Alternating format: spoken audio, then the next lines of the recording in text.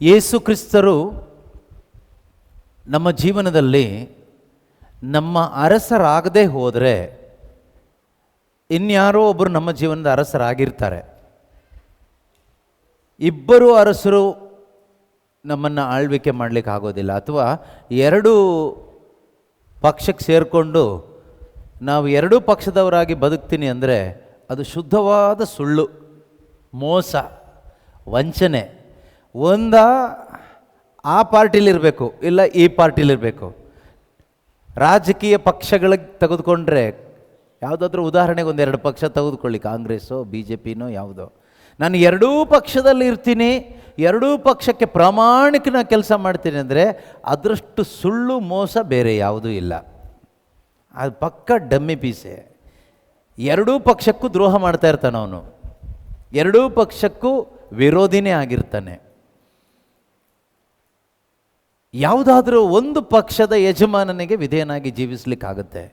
ಯೇಸು ಸ್ವಾಮಿ ಮತ್ತಾಯನ ಶುಭ ಸಂದೇಶ 6ನೇ ಅಧ್ಯಾಯ 24ನೇ ವಚನದಲ್ಲಿ ಹೇಳ್ತಾರೆ, ಮ್ಯಾಥ್ಯೂ 6:24, ಮತ್ತಾಯನ ಬರೆದ ಶುಭ ಸಂದೇಶ 6ನೇ ಅಧ್ಯಾಯ 24ನೇ ವಾಕ್ಯದಲ್ಲಿ ಈ ರೀತಿಯಾಗಿ ಹೇಳ್ತಾರೆ, ಯಾರು ಇಬ್ಬರು ಯಜಮಾನನಿಗೆ ಸೇವೆ ಮಾಡಲಿಕ್ಕೆ ಆಗೋದಿಲ್ಲ. ಏನಂತ ಇದೆ? ಯಾರು ಇಬ್ಬರು ಯಜಮಾನನಿಗೆ ಜೀತ ಮಾಡಲಾಗದು, ಜೀತ ಅಥವಾ ಸೇವೆ ಮಾಡಲಿಕ್ಕೆ ಆಗೋದಿಲ್ಲ. ಅವನು ಒಬ್ಬನನ್ನು ದ್ವೇಷಿಸಿ ಇನ್ನೊಬ್ಬನನ್ನು ಪ್ರೀತಿಸುತ್ತಾನೆ, ಅಥವಾ ಒಬ್ಬನೊಡನೆ ಹೊಂದಿಕೊಂಡು ಇನ್ನೊಬ್ಬನನ್ನು ತಾತ್ಸಾರ ಮಾಡುತ್ತಾನೆ. ನೋಡಿ, ಎರಡು ಕಿಂಗ್ಡಮ್ ಇದೆ ಈಗ, ಎರಡು ಸಾಮ್ರಾಜ್ಯ ಇದೆ. ಒಂದು ಯಾವುದು ಮರ್ತು ಬಿಟ್ರಾ? ಒಂದು ಸಾಮ್ರಾಜ್ಯ ಯಾವುದು? ಈ ಲೋಕ, ಕಿಂಗ್ಡಮ್ ಆಫ್ ದಿಸ್ ವರ್ಲ್ಡ್, ಈ ಲೋಕ ಸಾಮ್ರಾಜ್ಯ. ಓಕೆ, ಇನ್ನೊಂದು ಸಾಮ್ರಾಜ್ಯ ಯಾವುದು? ದೇವರ ಸಾಮ್ರಾಜ್ಯ, ಕಿಂಗ್ಡಮ್ ಆಫ್ ಗಾಡ್, ದೇವರ ಸಾಮ್ರಾಜ್ಯ. ಈಗ ನೀವು ಯಾವ ಸಾಮ್ರಾಜ್ಯದ ಪ್ರಜೆಗಳು?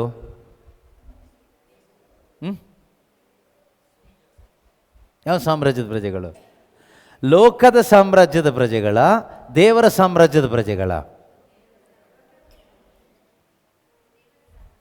ನೀವೇನು ಹೇಳೋ ಅವಶ್ಯಕತೆನೇ ಇಲ್ಲ, ನಮ್ಮ ಜೀವನನೇ ತೋರಿಸ್ಕೊಡುತ್ತೆ ನಾವು ಯಾವ ಸಾಮ್ರಾಜ್ಯದ ಪ್ರಜೆಗಳು ಅಂತ. ಆಯಿತಾ? ನಮ್ಮ ಜೀವನನೇ ಸಾಕ್ಷಿ ನಾವು ಯಾವ ಸಾಮ್ರಾಜ್ಯದವರು ಅನ್ನೋದಕ್ಕೆ. ನಮ್ಮ ಜೀವನವೇ ಸಾಕ್ಷಿ. ನಾವು ಬಾಯಲ್ಲಿ ಏನು ಹೇಳುವ ಅವಶ್ಯಕತೆಯೇ ಇಲ್ಲ. ಹೇಳಿ ಪ್ರಯೋಜನ ಇದೆಯಾ? 5 ಪೈಸಾ ಪ್ರಯೋಜನ ಇಲ್ಲ. ಹೇಳಿ ಏನೂ ಕೂಡ ಪ್ರಯೋಜನ ಇಲ್ಲ. ನಾನು ದೇವರ ಸಾಮ್ರಾಜ್ಯದ ಪ್ರಜೆ ಅಂತ ಬಾಯಲ್ಲಿ ಹೇಳ್ಕೋಬಹುದು ನಾವೆಲ್ಲರೂ ಕೂಡ. ಹೇಳ್ಕೊಳ್ಳೋದ್ರಿಂದ ಏನೂ ಪ್ರಯೋಜನ ಇಲ್ಲ. ನೀನು ದೇವರ ಸಾಮ್ರಾಜ್ಯದ ಪ್ರಜೆಯಾಗಿ ಜೀವಿಸೋದ್ರಿಂದ ಮಾತ್ರನೇ ಪ್ರಯೋಜನ. ನಾವು ಎಷ್ಟೋ ಬಾರಿ, ನಮ್ಮಲ್ಲಿ ಎಷ್ಟೋ ಜನ ನಾವು ದೇವರ ಸಾಮ್ರಾಜ್ಯದ ಪ್ರಜೆಗಳು ಅಂತ ಹೇಳ್ಕೊಳ್ತೀವಿ, ಆದರೆ ಇನ್ನೊಬ್ಬನ ಸೇವೆ ಮಾಡ್ತೀವಿ. ದೇವರ ಸಾಮ್ರಾಜ್ಯದ ಅರಸ ಯಾರು? ಯೇಸು ಕ್ರಿಸ್ತರು. Who is the king in the kingdom of God? ದೇವರ ಸಾಮ್ರಾಜ್ಯದಲ್ಲಿ ಅರಸನು ಯಾರು? ಯೇಸು ಕ್ರಿಸ್ತರು. ಅರ್ಥ ಆಗ್ತಿದೆಯಾ? ಲೋಕ ಸಾಮ್ರಾಜ್ಯದ ಅರಸ ಯಾರು? ಇಹಲೋಕದ ಅಧಿಪತಿ ಯಾರು? ಈ ಲೋಕದ ಅಧಿಪತಿ ಯಾರು? ಸೈತಾನ, ಪಿಶಾಚಿ. ಇಬ್ಬರು ಕಣ್ಣಿಗೆ ಕಾಣಲ್ಲ. ಆಯಿತಾ?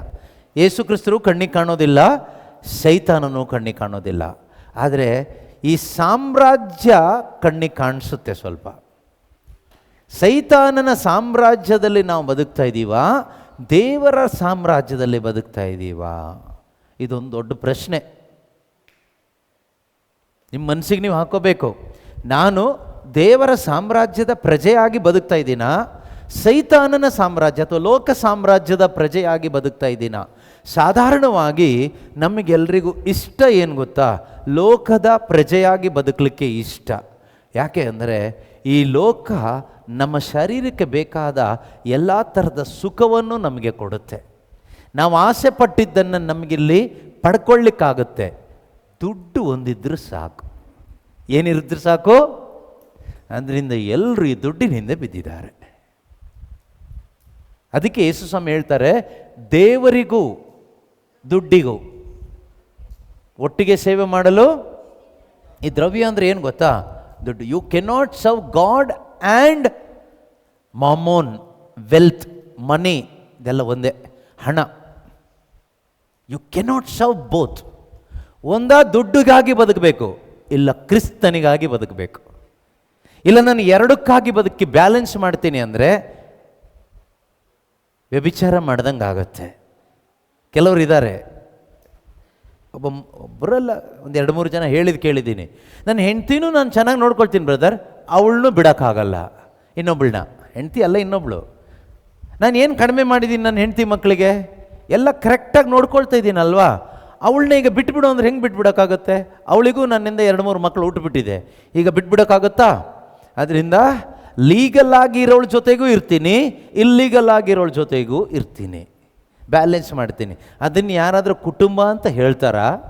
ಕುಟುಂಬ ಜೀವನ ಅಂತ ಹೇಳ್ತಾರಾ? ಅದು ವ್ಯಭಿಚಾರ ಅಂತ ಹೇಳ್ತಾರೆ. ಅದೇ ರೀತಿ ವಿಶ್ವಾಸದ ಜೀವನದಲ್ಲೂ ವ್ಯಭಿಚಾರ ಅನ್ನೋದು ಬರುತ್ತೆ. ಯಾವಾಗ ಗೊತ್ತಾ? ಯೇಸುವೇ ನನ್ನ ರಾಜ, ಜೀಸಸ್ ಈಸ್ ಮೈ ಕಿಂಗ್ ಅಂತ ಬಾಯಲ್ಲಿ ಹೇಳ್ಕೊಂಡು ದುಡ್ಡು ದುಡ್ಡು ದುಡ್ಡು ದುಡ್ಡು, ಜೀವನ ಪೂರ್ತಿ ದುಡ್ಡಿಗಾಗಿ, ದುಡಿಮೆಯೇ ದೇವರು, ದುಡಿಮೆಯೇ ದೇವರು ಅಂದ್ಕೊಂಡು ಬದುಕುತ್ತಿರುವ ಪ್ರತಿಯೊಬ್ಬರು ಕೂಡ ವಿಶ್ವಾಸದ ವ್ಯಭಿಚಾರಿಗಳಾಗಿರ್ತಾರೆ. ಅದಕ್ಕೆ ಸರಿಯಾಗುವಂಥ ಒಂದು ದೇವರ ವಾಕ್ಯ ಕೂಡ ನಮಗೆ ಇದೆ, ಬೈಬಲ್ಲೇ ಹೇಳುತ್ತೆ, ನಾನು ಹೇಳ್ತಾ ಇರೋದಲ್ಲ, ದೇವರ ವಾಕ್ಯನೇ ಹೇಳ್ತದೆ. ಯಾಕೋಬನು ಬರೆದ ಪತ್ರಿಕೆ 4ನೇ ಅಧ್ಯಾಯದಲ್ಲಿ 4ರಿಂದ ಇರ್ತಕ್ಕಂಥ ವಾಕ್ಯ ಓದಿದರೆ ನಮಗೆ ಗೊತ್ತಾಗುತ್ತೆ. ನೀವೆಲ್ಲರೂ ಧ್ಯಾನಕ್ಕೆ ಬಂದವರು ಬೈಬಲ್ ತಂದಿದ್ದೀರಾ?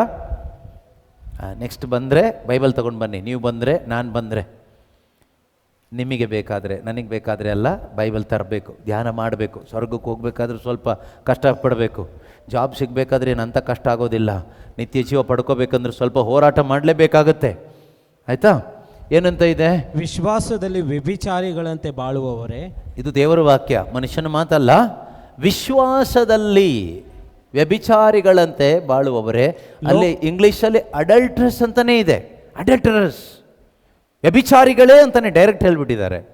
ಇಲ್ಲಿ ವಿಶ್ವಾಸದಲ್ಲಿ ವ್ಯಭಿಚಾರಿಗಳಂತೆ ಬಾಳುವವರೇ. ಲೋಕದೊಡನೆ ಗೆಳೆತನವೆಂದರೆ ಯಾವುದ್ರ ಜೊತೆಗೆ? ಲೋಕದೊಡನೆ. ಏನು ಈ ಲೋಕ ಅಂದರೆ? ಇವತ್ತು ನಮ್ಗೆ ಅರ್ಥ ಆಗೋ ರೀತಿಯಲ್ಲಿ ಹೇಳ್ಬೇಕಾದ್ರೆ ಮೊಬೈಲ್ ಫೋನ್ ಬಿಟ್ಟು ನಮಗೆ ಬದುಕಾಗೇ ಆಗೋದಿಲ್ಲ. ಚಿಕ್ಕ ಮಗುವಾಗಿದ್ದಾಗ ಮಗುಗೆ ಊಟ ಮಾಡಬೇಕಾದ್ರೂ ಮಗುಗೆ ಮೊಬೈಲ್ ಫೋನ್ ಬೇಕು, ನಿದ್ದೆ ಮಾಡಿಸ್ಲಿಕ್ಕೂ ಮೊಬೈಲ್ ಫೋನ್ ಬೇಕು. ಹಾಗೆ ಬೆಳೀತಾ ಬೆಳೀತಾ ಈ ಮೊಬೈಲ್ಗೆ ಅಡಿಕ್ಷನ್ ಅಪ್ಪ ಅಮ್ಮನೇ ಮಾಡಿಟ್ಟಿರ್ತಾರೆ ಪ್ರಾರಂಭದಿಂದನೇ. ಆ ಚಿಕ್ಕ ಪ್ರಾಯದಲ್ಲೇ ಮೊಬೈಲ್ಗೆ ಅಡಿಕ್ಷನ್ ಮಾಡಿರೋದ್ರಿಂದ ಈಗ ಬೆಳೀತಾ ಬೆಳೀತಾ ಪ್ರತಿಯೊಂದಕ್ಕೂ ಮೊಬೈಲ್ ಫೋನ್ ಬೇಕು.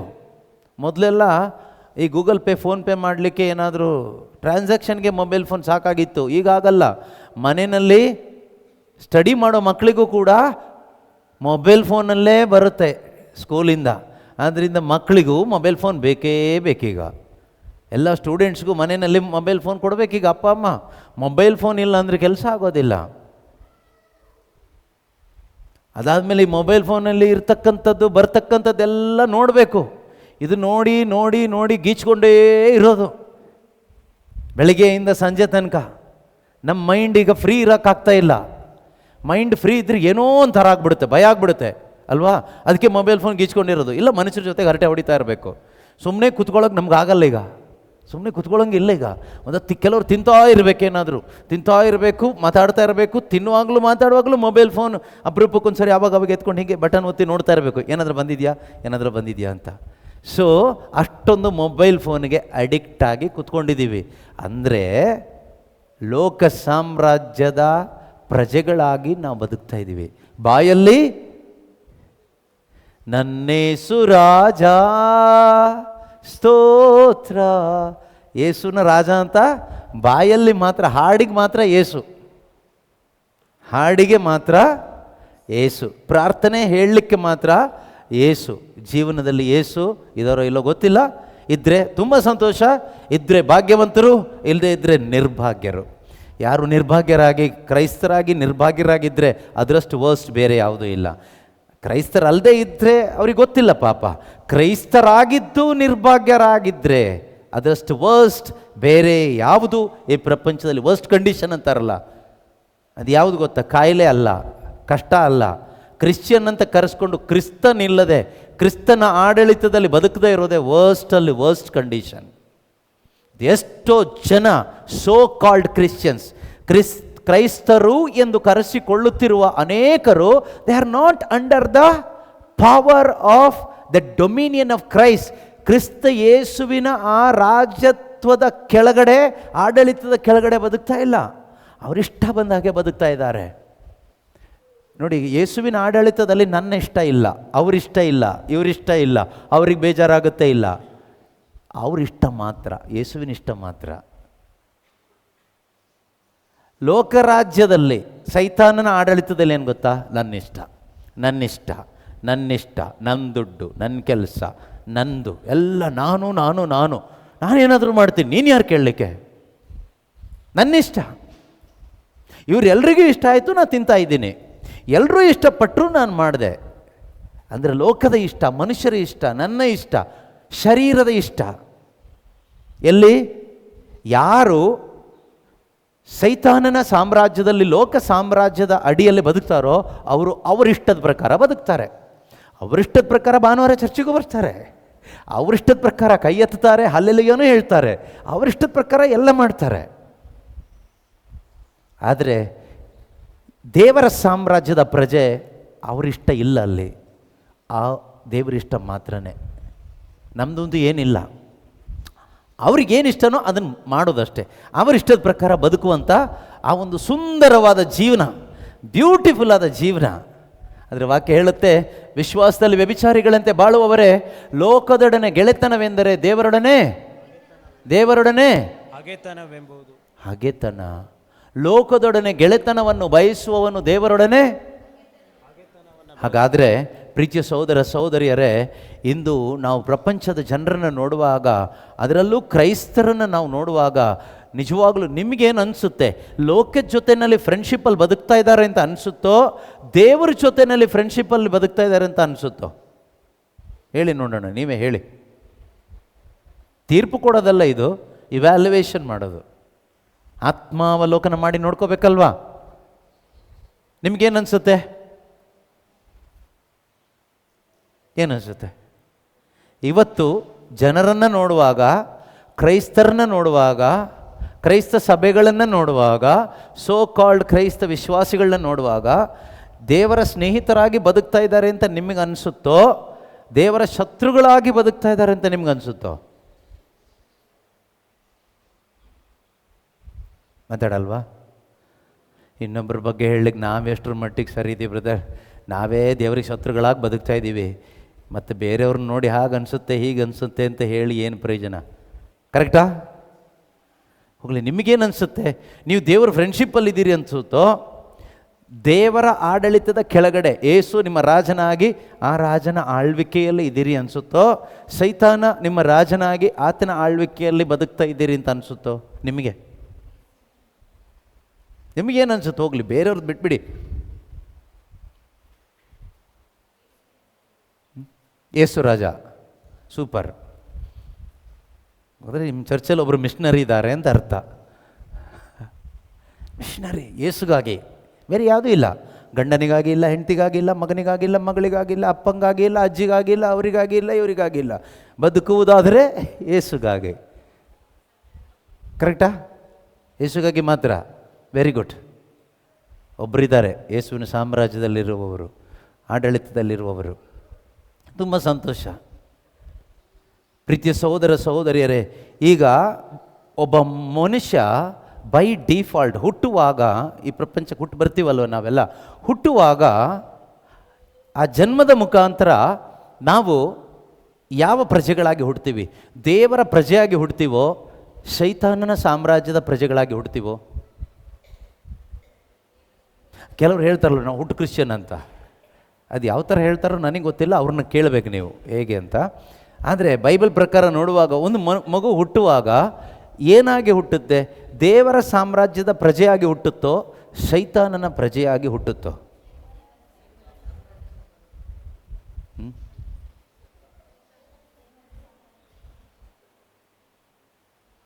ಸುಮ್ಮನೆ ಅಂದಾಜು ಮೇಲೆ ಹೇಳಬೇಡಿ.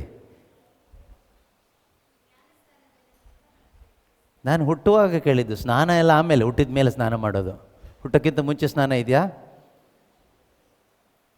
ಬೇಬಿ ಶವರ್ ಅಂತೇನೋ ಮಾಡ್ತಾರೆ. ಬೇಬಿ ಶವರ್ ಅಲ್ಲ, ಬೇಬಿ ಶವರ್ ಹೆಸರಲ್ಲಿ ತಿನ್ನೋದು ಸರಿಯಾಗಿ.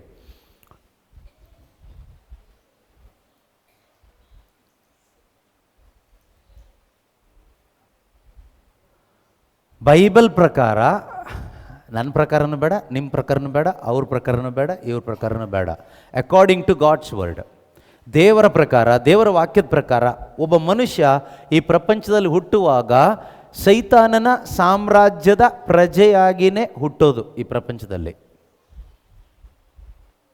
ಹುಟ್ಟುವಾಗ ಏನಾಗಿ ಹುಟ್ಟೋದು? ಸೈತಾನನ ಸಾಮ್ರಾಜ್ಯದ ಪ್ರಜೆಯಾಗಿಯೇ ಹುಟ್ಟೋದು. ಎಫೆಸದವರಿಗೆ ಬರೆದ ಪತ್ರಿಕೆ 2ನೇ ಅಧ್ಯಾಯದಲ್ಲಿ ನಾವು ಓದ್ತೀವಿ, ಪಾಪದ ನಿಮಿತ್ತವಾಗಿ, ಬಿಕಾಸ್ ಆಫ್ ಸಿನ್, ಆದಾಮನ ಪಾಪದಿಂದ ನಾವೆಲ್ಲರೂ, ಎಲ್ಲ ಮನುಷ್ಯರು, ಈ ಭೂಮಿಗೆ ಮನುಷ್ಯನಾಗಿ ಜನಿಸಿ ಬೀಳುವ ಪ್ರತಿಯೊಂದು ಮಗು ಕೂಡ, ಕ್ರಿಶ್ಚಿಯನ್ ಕುಟುಂಬದಲ್ಲಿ ಮಗು ಹುಟ್ಟಿದ್ರು ಕೂಡ ಸೈತಾನನ ಸಾಮ್ರಾಜ್ಯದ ಪ್ರಜೆಯಾಗಿಯೇ ಹುಟ್ಟೋದು. ಬೈಬಲ್ ಪ್ರಕಾರ, ದೇವರ ಪ್ರಕಾರ. ದೇವರ ಸಾಮ್ರಾಜ್ಯದ ಪ್ರಜೆ ಆಗಿದ್ದಿದ್ರೆ ಬ್ಯಾಪ್ಟಿಸಮ್ ಯಾಕೆ ಕೊಡಿಸ್ತಾ ಇದ್ರಿ ಮಗುಗೆ ನೀವು? ಅಲ್ವಾ? ಕರೆಕ್ಟ್ ತಾನೆ? ಆ ಮಗುವನ್ನು ಈಗ ದೇವರ ಸಾಮ್ರಾಜ್ಯದ ಪ್ರಜೆಯಾಗಿ ನೀವು ಕರ್ಕೊಳ್ತಾ ಇದ್ದೀರಿ. ಇನ್ನು ಆ ಮಗು ಉಳ್ಕೊಳ್ಳೋದು ಬಿಡೋದು ಅದಕ್ಕೆ ಬಿಟ್ಟಿದ್ದು. ಓಡ್ ಹೋಗ್ಬೋದು ದೊಡ್ಡಕ್ಕಾದ್ಮೇಲೆ, ನನಗೆ ದೇವರಲ್ಲೆಲ್ಲ ನಂಬಿಕೆ ಇಲ್ಲ, ನನಗೆ ಯೇಸುನಲ್ಲೆಲ್ಲ ನಂಬಿಕೆ ಇಲ್ಲ, ನನಗೆ ಯೇಸು ಎಲ್ಲ ಬೇಕಾಗಿಲ್ಲ, ನನಗೆ ಪ್ರಾರ್ಥನೆ ಬೇಡ, ನನಗೆ ಚರ್ಚ್ ಬೇಡ, ನನಗೆ ಬೈಬಲ್ ಬೇಡ, ಅದೆಲ್ಲ ನಿಮಗೆ, ಅದೆಲ್ಲ ಓಲ್ಡ್ ಫ್ಯಾಷನ್, ಓಲ್ಡ್ ಪೀಪಲ್ಗೆ ಬೇಕು. ನೀವು ಮಾಡ್ಕೊಳ್ಳಿ. ನಮಗೆ ದುಡಿಬೇಕು, ತಿನ್ನಬೇಕು, ಮಜಾ ಮಾಡಬೇಕು. ಭಾನುವಾರ ಬೇಕಾದರೆ ಚರ್ಚಿಗೆ ಬರ್ತೀನಿ, ಕ್ರಿಸ್ಮಸ್ಗೂ ಇಷ್ಟರಿಗೂ ಅಪರೂಪಕ್ಕೆ ಬರ್ತೀನಿ. ನಮಗೆ ಮುಖ್ಯ ಏನು? ತಿನ್ನು, ಕುಡಿ, ಎಂಜಾಯ್ ಮಾಡು. ಲೈಫ್ ಇರೋದೇ ಒಂದು, ಚೆನ್ನಾಗಿ ಮಜಾ ಮಾಡಲಿಕ್ಕೆ. ಅದು ಬಿಟ್ಬಿಟ್ಟು ಚರ್ಚಲ್ಲಿ ಕೂತ್ಕೊಳ್ತಾರೆ ಯಾರಾದರೂ? ಪ್ರಾರ್ಥನೆ ಮಾಡ್ತಾರಾ? ಬೈಬಲ್ ಓದ್ತಾರಾ? ಮತ್ತು ಬ್ಯಾಪ್ಟಿಸಮ್ ಕೊಟ್ಟಿದ್ದು ಅದು ನಿಮಗೆ ಕೆಲಸ ಇಲ್ಲ, ಕೊಟ್ರಿ. ಬ್ಯಾಪ್ಟಿಸಮ್ ಕೊಟ್ಟು ಅಪ್ಪ ಅಮ್ಮ ಬುದ್ಧಿ ಇಲ್ಲ ಮಗುನ, ನೀನು ದೇವರ ಸಾಮ್ರಾಜ್ಯದ ಪ್ರಜೆ ಆಗಿರ್ಬೇಕಪ್ಪ ಅಂತ ಬ್ಯಾಪ್ಟಿಸಮ್ ಕೊಟ್ರಿ, ಒಳ್ಳೆಯದೇ. ಆದರೆ ಇರೋದು ಬಿಡೋದು ಆಮೇಲೆ ಅವನಿಗೆ ಬಿಟ್ಟಿದ್ದು, ಅವಳಿಗೆ ಬಿಟ್ಟಿದ್ದು. ಉಳ್ಕೊಳ್ಳೋದು ಬಿಡೋದು ಅವ್ರಿಗೆ ಬಿಟ್ಟಿದ್ದು. ಆದ್ದರಿಂದ ಹುಟ್ಟುವಾಗ ಏನಾಗಿರ್ತಾರೆ? ನಿಮ್ಮ ಅಪರಾಧಗಳ ಹಾಗೂ ಪಾಪಗಳ ದಿಸೆಯಿಂದ ಹಿಂದೊಮ್ಮೆ ಆತ್ಮಿಕವಾಗಿ ನೀವು ಮೃತರಾಗಿದ್ದೀರಿ. ಅದಾದಮೇಲೆ ಆಗ ನೀವು ಲೋಕದ ರೀತಿ ನೀತಿಗಳನ್ನು ಅನುಸರಿಸಿ ಬಾಳಿದ್ದೀರಿ. ವಾಯುಮಂಡಲದಲ್ಲಿನ ಅಶರೀರ ಶಕ್ತಿಗಳ ಅಧಿಪತಿಗೆ, ಇವ್ರು ಯಾರು? ಪಿಶಾಚಿ. ಅರ್ಥ ಆಗ್ತಿದೆಯಾ? ಶರೀರ ಇಲ್ಲದೆ ಇರುವ ಶಕ್ತಿ, ಪೈಶಾಚಿಕ ಶಕ್ತಿಗಳ ಅಧಿಪತಿಗೆ ಅಧೀನರಾಗಿದ್ದೀವಿ. ದುಷ್ಕರ್ಮಿಗಳನ್ನು ಪ್ರಚೋದಿಸುತ್ತಲಿರುವ ದುರಾತ್ಮನಿಗೆ ವಿಧೇಯರಾಗಿದ್ದೀರಿ. ವಾಸ್ತವವಾಗಿ ಹಿಂದೊಮ್ಮೆ ನಾವೆಲ್ಲರೂ ಹಾಗೇ ಇದ್ವಿ. ಶರೀರದ ಆಸೆ ಆಮಿಷಗಳಿಗೆ ತುತ್ತಾಗಿದ್ದೆವು. ಮಾನಸಿಕ ಹಾಗೂ ಶಾರೀರಿಕ ದುರಿಚ್ಛೆಗಳನ್ನೇ ಈಡೇರಿಸುತ್ತಾ ಬಂದೆವು. ಸ್ವಭಾವತಃ ನಾವು ಇತರರಂತೆ ದೇವರ ಕೋಪಕ್ಕೆ ಗುರಿಯಾಗಿದ್ದೆವು. ಅಂದರೆ ದೇವರಿಗೆ ಶತ್ರುಗಳಾಗಿ ಇದ್ದೆವು. ದೇವರ ಕೋಪಕ್ಕೆ ಒಳಗಾಗಿ ಸೈತಾನನ ಅಧೀನದಲ್ಲಿ, ಆತನ ಆಡಳಿತದಲ್ಲಿ ಬದುಕ್ತಾ ಇದ್ವಿ. ಕಾರಣ ಏನು ಅಂದರೆ ನಾವು ಆತ್ಮದಲ್ಲಿ ಸತ್ತವರಾಗಿದ್ದರಿಂದ. ಆದರೆ ದೇವರೇನು ಮಾಡಿದರು ಕೇಳಿದರೆ, ನಮ್ಮನ್ನು ಪ್ರೀತಿಸಿದರು. 4ನೇ ವಾಕ್ಯ ಹೇಳುತ್ತೆ, ನೆಕ್ಸ್ಟ್ ವರ್ಸ್, ಆದರೆ ಕರುಣಾಮಯಿ ದೇವರು ನಮ್ಮನ್ನು ಅಪಾರವಾಗಿ ಪ್ರೀತಿಸಿ ನಮ್ಮ ಅಪರಾಧಗಳ ಹಾಗೂ ಆಧ್ಯಾತ್ಮಿಕವಾಗಿ ಮೃತರಾಗಿದ್ದ ನಮ್ಮನ್ನು ಯೇಸು ಕ್ರಿಸ್ತರೊಡನೆ ಜೀವಂತರಾಗಿ ಮಾಡಿದರು. ಯಾವ ರೀತಿಯಲ್ಲಿ ದೇವರು ಪಾಪಿಗಳಾದ ನಮ್ಮ ಮೇಲೆ ಕರುಣೆ ತೋರಿ ಸೈತಾನನ ಅಧೀನದಲ್ಲಿ ಅಥವಾ ಸಾಮ್ರಾಜ್ಯದಲ್ಲಿ ಪ್ರಜೆಗಳಾಗಿದ್ದ ನನಗೂ ನಿಮಗೂ ದೇವರ ಸಾಮ್ರಾಜ್ಯದ ಪ್ರಜೆ ಆಗಲಿಕ್ಕೆ ಒಂದು ಅವಕಾಶವನ್ನು ಮಾಡಿಕೊಟ್ಟಿದ್ದಾರೆ ಎಂಬುದನ್ನು ನಾವೊಂದು PPT ಮುಖಾಂತರ ನೋಡೋಣ. ಒಂದು ನಿಮಗೆ ಡಿಸ್ಪ್ಲೇ ಮಾಡಿ ತೋರಿಸ್ತೀವಿ. ಸಾಧ್ಯವಾಗುವಷ್ಟು ಕ್ವಿಕ್ಕಾಗಿ ಎಕ್ಸ್ಪ್ಲೈನ್ ಮಾಡೋಣ. ನೀವು ಕೂಡ ಇದನ್ನು ತಗೋಬೋದು ಬೇಕಾದರೆ, ಆಯಿತಾ? ಸೊ ಯಾವ ರೀತಿಯಲ್ಲಿ ಸೈತಾನನ ಸಾಮ್ರಾಜ್ಯದ ಪ್ರಜೆಯಾಗಿರ್ತಕ್ಕಂಥ ಒಂದು ಮಗು, ವ್ಯಕ್ತಿ ದೇವರ ಸಾಮ್ರಾಜ್ಯದ ಪ್ರಜೆ ಆಗಲಿಕ್ಕೆ ಆಗುತ್ತೆ. ಇದು ಆಗುತ್ತಾ ಕೇಳಿದರೆ ಆಗುತ್ತೆ. ಅದು ಯಾವ ರೀತಿಯಲ್ಲಿ ಆಗುತ್ತೆ ಅನ್ನೋದು ನಮಗೆ ಚೆನ್ನಾಗಿ ಅರ್ಥ ಆಗಬೇಕು. ಅದನ್ನು ಅರ್ಥ ಮಾಡಿಸ್ಕೊಡ್ಲಿಕ್ಕೆ ಈ ಬೈಬಲ್ ಇರೋದು. ಈ ಬೈಬಲ್ ಏನನ್ನು ಬೋಧನೆ ಮಾಡುತ್ತೆ ಕೇಳಿದರೆ, ಕಿಂಗ್ಡಮ್ ಆಫ್ ಗಾಡ್, ದೇವರ ಸಾಮ್ರಾಜ್ಯವನ್ನು ಬೋಧಿಸಲಿಕ್ಕೆ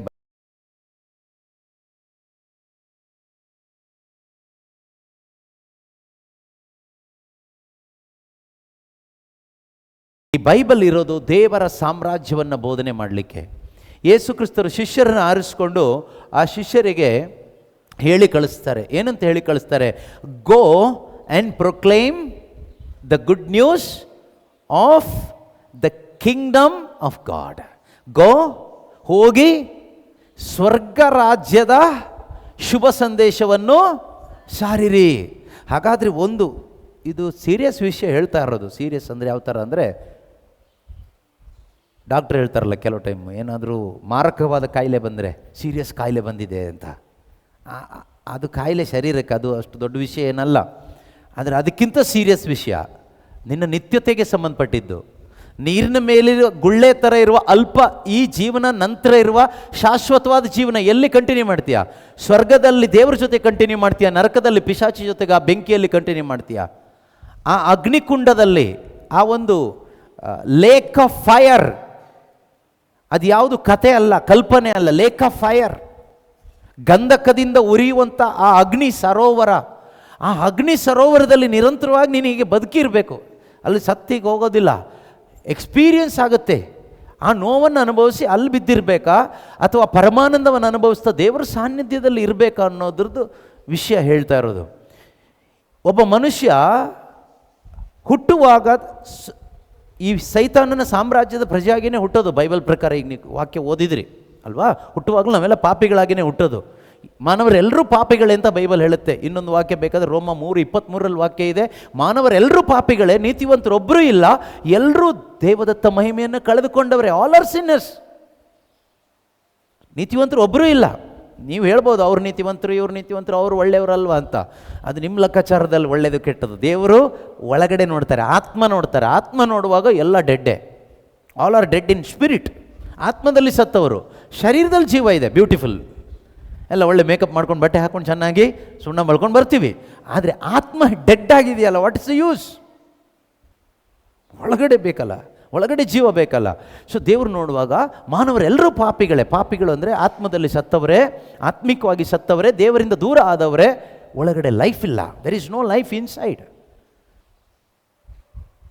ಈ ಪರಿಸ್ಥಿತಿಯಲ್ಲಿ ಒಬ್ಬ ಮನುಷ್ಯ ಸತ್ತೇ ಹೋದಂತ ಇಟ್ಕೊಳ್ಳಿ, ಎಲ್ಲಿಗೆ ಹೋಗ್ತಾನೆ? ನೀವು ಮನೆಯಲ್ಲಿ ಒಳ್ಳೆ ಟೊಮೆಟೊ ಹಣ್ಣು ಅಂತ ತೊಗೊಂಬರ್ತೀರಿ, ಅದು ಕೊಳ್ತೋದ್ರೆ ಎಲ್ಲಿಗೆ ಹಾಕ್ತೀರಿ? ಸಾಂಬಾರಿಗೆ ಹಾಕ್ತೀರಾ, ಕಸ ತೊಟ್ಟಿಗೆ ಹಾಕ್ತೀರಾ? ಅಷ್ಟೇ ಆಗೋದು. ಕಸ ತೊಟ್ಟಿಗೆಲ್ಲ ಅಷ್ಟಿಗೆ ಹಾಕ್ತಾರೆ. ಕಸದ ತೊಟ್ಟಿಗೆ ಯಾರೂ ಹೋಗಬಾರ್ದು. ಆ ನರಕ ಎಂಬ ಕಸದ ತೊಟ್ಟಿ ಸೈತಾನನಿಗೋಸ್ಕರ ಇರೋದು, ಮನುಷ್ಯರಿಗೋಸ್ಕರ ಇಲ್ಲ. ಅದರಿಂದ ಅಲ್ಲಿಗೆ ಯಾರೂ ಹೋಗಬಾರ್ದು. ದೇವರು ನಮ್ಮನ್ನು ರಕ್ಷಣೆ ಮಾಡಲಿಕ್ಕೆ ಯೋಜನೆ ಮಾಡ್ತಾರೆ. ಈ ರಕ್ಷಣೆಗೆ ಪ್ರಾರಂಭ ಹೇಗೆ ಗೊತ್ತಾ? ನಿಮ್ಮ ರಕ್ಷಣೆ ಪ್ರಾರಂಭ ಆಗೋದು ಎಲ್ಲಿಂದ ಗೊತ್ತಾ? ಯಾರಾದರೂ ಹೇಳ್ತೀರಾ ಹೇಗೆ ಪ್ರಾರಂಭ ಆಗುತ್ತಾ ಅಂತ? ರಕ್ಷಣೆ ಪ್ರಾರಂಭಕ್ಕೆ ಏನು ಬೇಕು? ರಕ್ಷಣೆಯ ಪ್ರಾರಂಭಕ್ಕೆ ರಕ್ಷಣೆಯ ಕುರಿತಾದ ಶುಭ ಸಂದೇಶ ಬೇಕು. Good news of the kingdom of god.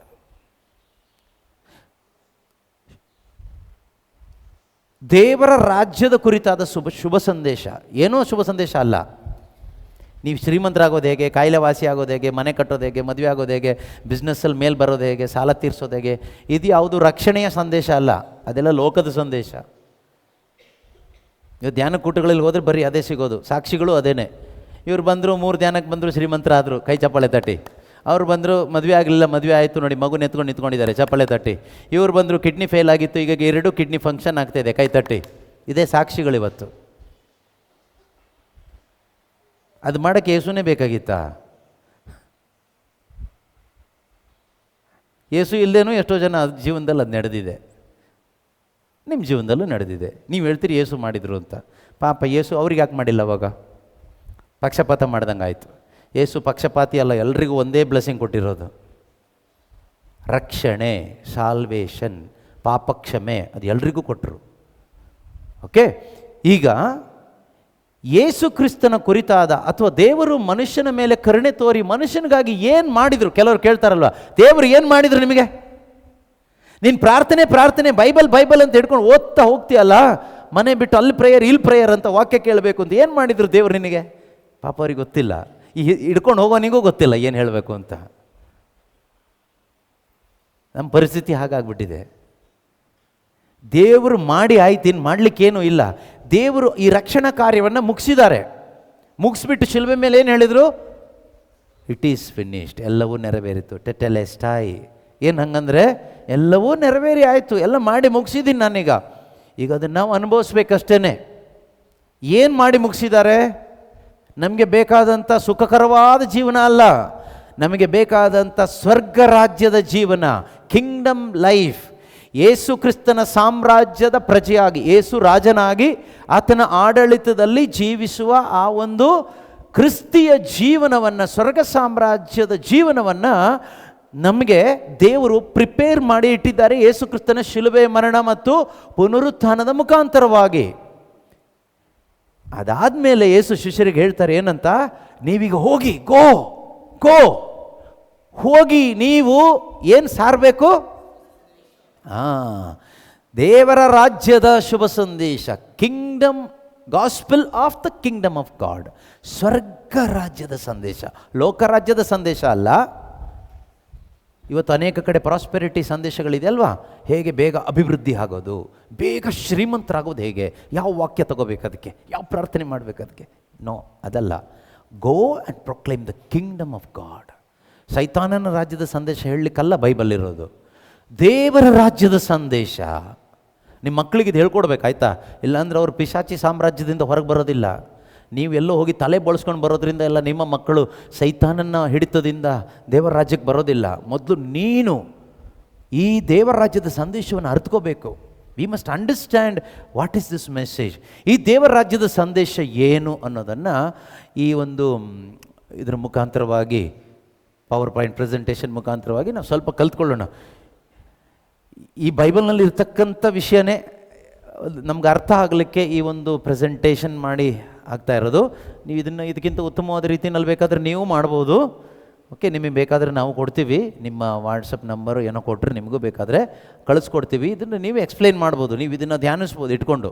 Okay, ಇದು ನಮ್ಗೆ ಅರ್ಥ ಆಗದೇ ಇದ್ದರೆ, ಸಿಂಪಲ್ ಟ್ರೂತ್. ಓಕೆ, ಇದು ನಮಗೆ ಅರ್ಥ ಆಗದೇ ಇದ್ದರೆ ಈ ಒಂದು ಸ್ವರ್ಗ ರಾಜ್ಯಕ್ಕೆ ಹೇಗೆ ಬರೋದು? ಸೈತಾನನ ರಾಜ್ಯದಲ್ಲಿರುವ ನಾನು, ಸೈತಾನನ ಪ್ರಜೆಯಾಗಿರುವ ನಾನು, ದೇವರ ಪ್ರಜೆಯಾಗಿ ಹೇಗೆ ಬಂದು ದೇವರ ಸಾಮ್ರಾಜ್ಯದಲ್ಲಿ ನಾನು ಬದುಕೋದು? How I can experience the kingdom of god, ಸ್ವರ್ಗ ರಾಜ್ಯ ಅನುಭವಿಸೋದು ಹೇಗೆ? ಸುಮ್ಮನೆ ಬಾಯಲ್ಲಿ ಹೇಳಿದ್ರೆ ಆಗೋದಿಲ್ವಲ್ಲ. ನೀವು ಪ್ರಾರ್ಥನೆಯೂ ಮಾಡಿದ್ದೀರಿ, ನಿಮ್ಮ ರಾಜ್ಯ ಬರಲಿ ಬರಲಿ ಬರಲಿ, ಬಂದಿದೆಯಾ ನಿಮ್ಮಲ್ಲಿಗೆ? ಬರದೇ ಇದ್ರೆ ಮತ್ತೆ ಪ್ರಾರ್ಥನೆ ಮಾಡಿ ಏನು ಸಿಕ್ತು ಅಲ್ವಾ? ಸೊ ಹೇಗೆ ಆ ಸಾಮ್ರಾಜ್ಯಕ್ಕೆ ಬರೋದು? ಇಲ್ಲಿಂದ ಅಲ್ಲಿಗೆ ಶಿಫ್ಟ್ ಆಗೋದು ಹೇಗೆ? ಈ ಅಂಧಕಾರದ ಆಡಳಿತದಿಂದ ಬೆಳಕಿನ ಆಡಳಿತಕ್ಕೆ, ಸೈತಾನನ ಆಡಳಿತದಿಂದ ದೇವರ ಆಡಳಿತಕ್ಕೆ, ಲೋಕ, ಹಣ ಮುಂತಾದವುಗಳು ನಮ್ಮನ್ನು ಆಡಳಿತ ಮಾಡ್ತಾ ಇದೆ. ಇದರಿಂದ ಪರಿಶುದ್ಧಾತ್ಮನ ಆಡಳಿತಕ್ಕೆ ಹೇಗೆ ಬರಲಿಕ್ಕಾಗತ್ತೆ ಒಬ್ಬ ಮನುಷ್ಯನಿಗೆ? ದೇವರು ಹೇಗೆ ತಗೊಂಡು ಬರ್ತಾರೆ? ಯಾರನ್ನ ತಗೊಂಡು ಬರ್ತಾರೆ? ಅಥವಾ ನನಗೆ ಹೇಗೆ ಬರಲಿಕ್ಕಾಗತ್ತೆ? ಹಾಗೆ ಬರಬೇಕು, ಬಂದು ಜೀವಿಸಬೇಕು ಸಾಕ್ಷಿಯಾಗಿ. ಇಲ್ಲದೇ ಇದ್ದರೆ ನಮ್ಮ ಕ್ರೈಸ್ತ ಜೀವನಕ್ಕೆ ಅರ್ಥ ಇಲ್ಲ, ಬೆಲೆ ಇಲ್ಲ. ಡಮ್ಮಿ ಕ್ರಿಶ್ಚಿಯಾನಿಟಿ ಪ್ರಾಕ್ಟೀಸ್ ಮಾಡ್ದಂಗೆ ಆಗುತ್ತೆ. ಸುಣ್ಣ ಬಳಿದ ಸಮಾಧಿಗಳ ಥರ ಬಂದು ಕುಂತು ಪ್ರಾರ್ಥಿಸಿ ಹೋದ ಹಾಗಾಗತ್ತೆ. ಹಾಗಾಗಬಾರ್ದು. ಅದು ದೇವರಿಗೆ ಅವಮಾನ, ಅದು ಯೇಸು ಕ್ರಿಸ್ತನಿಗೆ ಅವಮಾನ ಮಾಡ್ದಂಗೆ ಆಗುತ್ತೆ. ಅಂಥ ಅವಮಾನ ಮಾಡಬಾರ್ದು. ನಾವು ದೇವರಿಗೆ ಮಹಿಮೆ ತರೋರಾಗಬೇಕು. We should bring glory to God. ದೇವರಿಗೆ ಮಹಿಮೆ ತರೋರಾಗಬೇಕು. ಸೊ ಇದನ್ನು ನಾವು ಅರ್ಥ ಮಾಡ್ಕೊಳ್ಳೋಣ. ಇಲ್ಲಿ ಫಸ್ಟ್ ಕಾಣಿಸುತ್ತಾ? ಹಿಂದೆ ಇದ್ದವರಿಗೆ ಹಿಂದ್ಗಡೆ ಕಾಣಿಸುತ್ತಲ್ಲ? ಓಕೆ, ನಿಮಗೇನಾದರೂ ಅರ್ಥ ಆಗದೆ ಇದ್ದರೆ ಕೇಳಲಿಕ್ಕೆ ನಿಮಗೆ ಹಕ್ಕಿದೆ, ಆಯಿತಾ? You have the right to ask. ನಾವಿಲ್ಲಿ ನಿಂತ್ಕೊಂಡು ಏನು ಬೋಧನೆ ಮಾಡ್ತೀವೋ ಅದು ನಿಮಗೆ ತಪ್ಪು ಅನಿಸಿದರೆ ಕೇಳಲಿಕ್ಕೂ, ಸರಿ ಏನು ಅಂತ ಹೇಳಲಿಕ್ಕೂ ನಿಮಗೆ ಹಕ್ಕಿದೆ. ತಪ್ಪು ಅಂತ ಹೇಳಿದ ಮೇಲೆ ಸರಿ ಏನು ಅಂತ ಹೇಳಬೇಕು. ಓಕೆ, ಅದು ಎರಡಕ್ಕೂ ನಿಮಗೆ ಹಕ್ಕಿದೆ. ನಾವು ಹೇಳಿದ್ದೆಲ್ಲ ಗುಂಡನಂತರ ತಲೆ ಆಡಿಸ್ಕೊಂಡು ತಗೊಂಡು ಹೋಗಿ ಅಂತ ಹೇಳ್ತಾ ಇಲ್ಲ. ಅರ್ಥ ಮಾಡ್ಕೊಳ್ಳಿ. ನೀವು ಸ್ಟ್ರಾಂಗ್ ಆಗಬೇಕು ವಿಶ್ವಾಸದಲ್ಲಿ, ಡಮ್ಮಿ ಆಗಿ ಬದುಕಬಾರ್ದು. ನಾವು ಡಮ್ಮಿ ಆಗಿರೋದ್ರಿಂದನೇ ನಮ್ಮ ಮಕ್ಕಳು ಡಮ್ಮಿ ಪೀಸ್ಗಳಾಗ್ತಾ ಇರೋದು. ನಾವು ಸ್ಟ್ರಾಂಗ್ ಆದರೆ ಅವ್ರನ್ನೂ ಸ್ಟ್ರಾಂಗ್ ಮಾಡ್ಬೋದು, ಸಭೆ ಸ್ಟ್ರಾಂಗ್ ಆಗುತ್ತೆ. ಓಕೆನಾ? ನಾವು ಯಾಕಿದ್ದೀವಿ ಭೂಮಿ ಮೇಲಿಂದ ನಾವು ಫಸ್ಟ್ ಅರ್ಥ ಮಾಡ್ಕೋಬೇಕು. ಯಾರಿಗೋಸ್ಕರ ಇದ್ದೀವಿ ಅನ್ನೋದು ಅರ್ಥ ಮಾಡ್ಕೋಬೇಕು.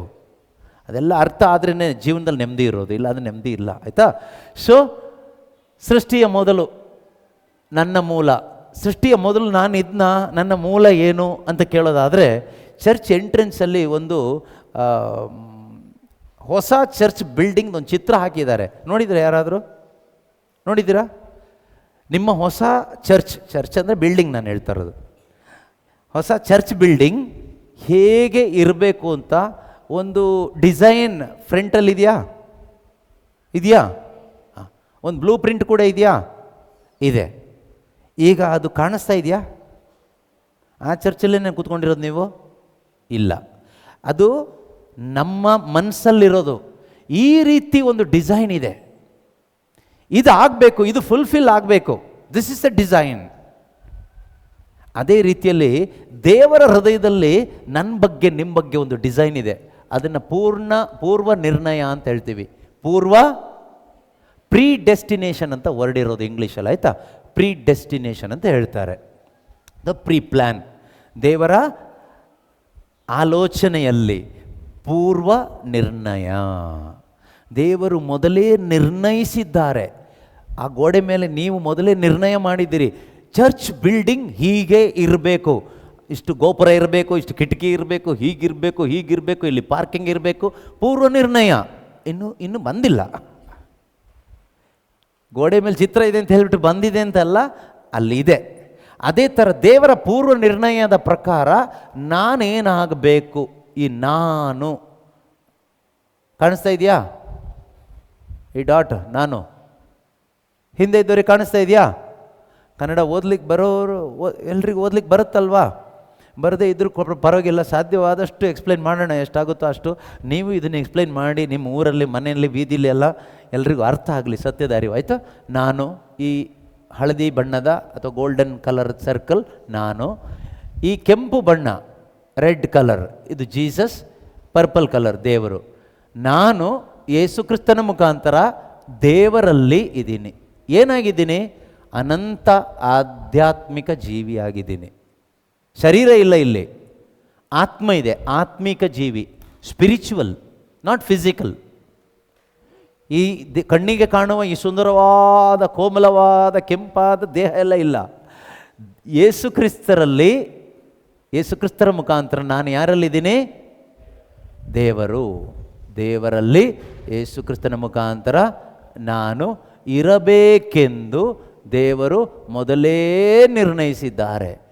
ನಾನು ಕಾಲದ ಸೀಮೆಗಳನ್ನು ಮೀರಿ ಅಸ್ತಿತ್ವದಲ್ಲಿದ್ದೀನಿ, out of time.